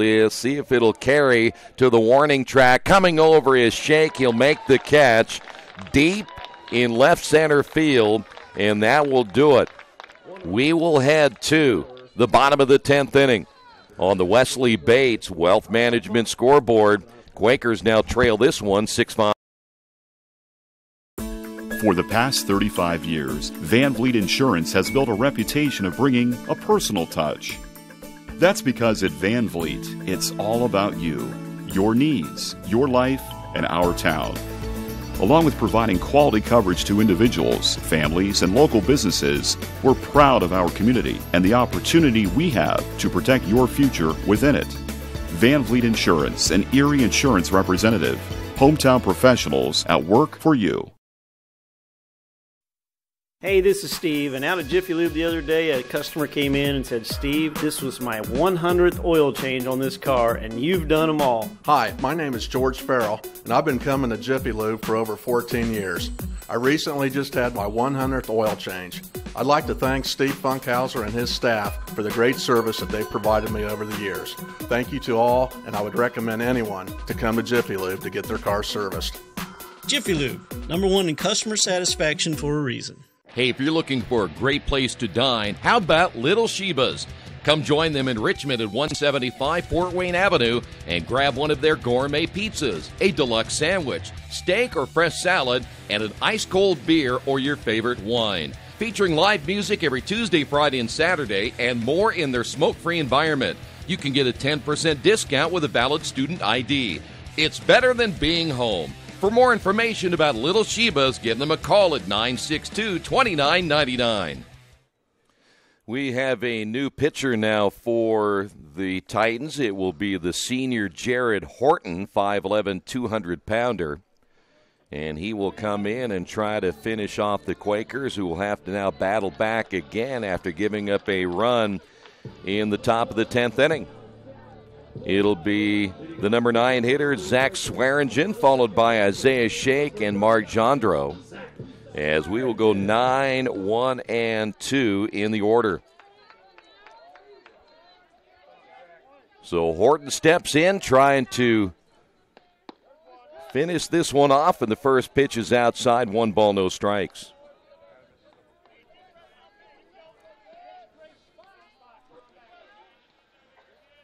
Ground ball back up the middle. Throw to first in time, 1 away. It's a nice play by the second baseman right there. And now we'll go to the top of the order and Isaiah Shake.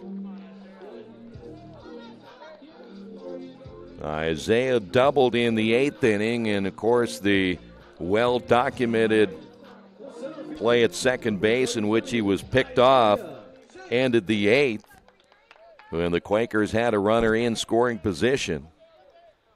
He is now 1 for 4.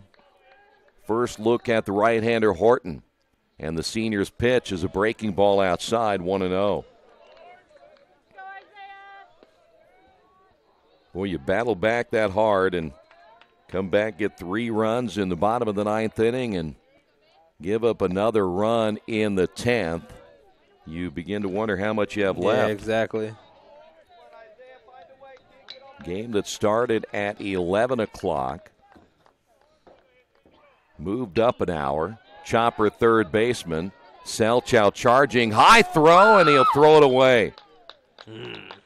So that'll be the second error of the ball game. And the Quakers have a man on. So Isaiah Shake will now see his teammate Mark Jandro step to the plate. Earlham still alive. Both teams now with 2 errors. Mark has walked twice. He has struck out. He has lined out. So Horton will go back to work with 1 away, knowing that it possibly could have been 2 outs in facing Mark with no one on base. And they know that Isaiah Shake can steal bases, so they'll keep an eye on him at first. The stretch by Horton. And the pitch on the way is outside for a ball.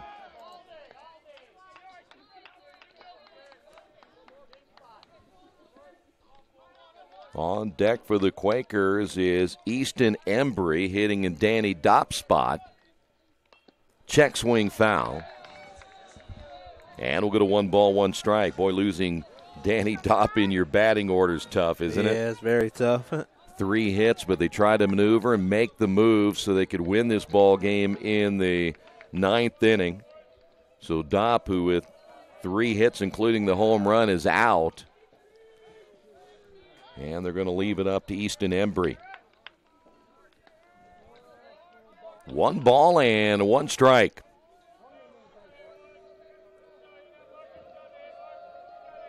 Horton gets the sign. He's ready to throw as a lead at first base by Isaiah Shake, and there's another strike. Now Mark behind at 1-2.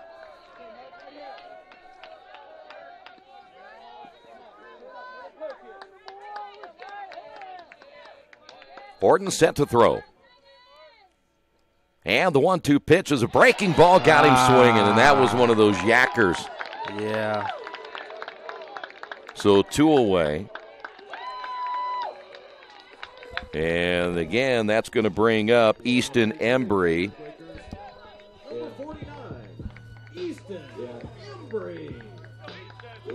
Embry, just a freshman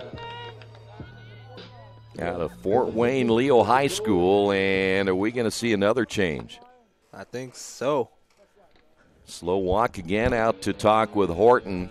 You know, I think the averages would certainly be with Horton. He's a senior.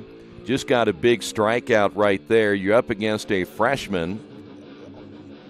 And Embry in a pressure situation here, hitting in the number 3 spot for Danny Dopp. Maybe also a discussion on how they'll play this defensively if the ball is put in play. Make sure everybody knows where they're going to go with the baseball.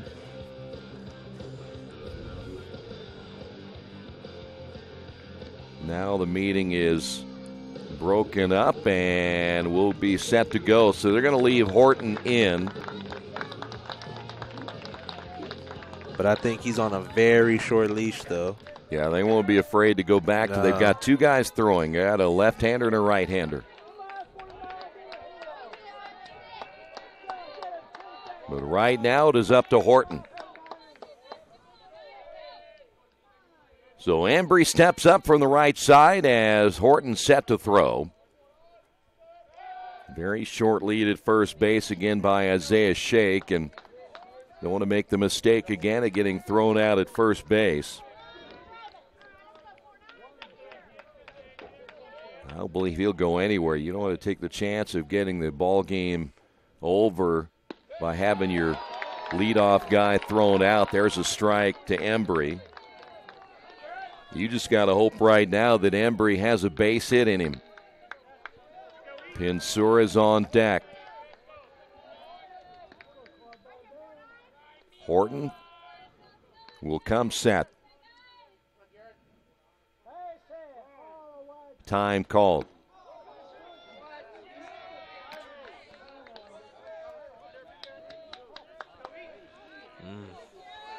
Sometimes I get confused when you don't see the move, but the player backs out the box. I think it just has to hear the verbal okay to get the time. Here's the 0-1 pitch, grounded toward the shortstop. This is going to do it. Ott's throw to first, and that'll do it for the Quakers here in the 10th inning.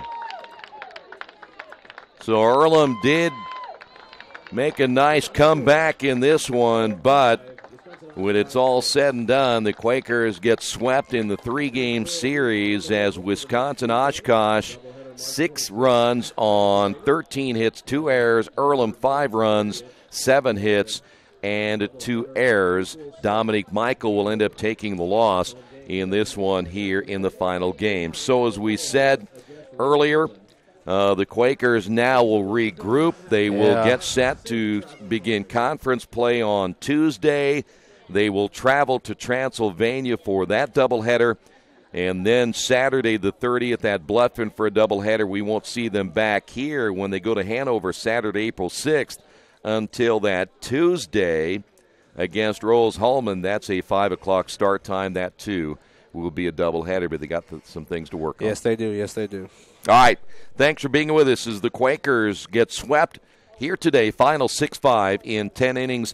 We'll see you next time. This has been Earlham Baseball and Radio Troy Digital Sports.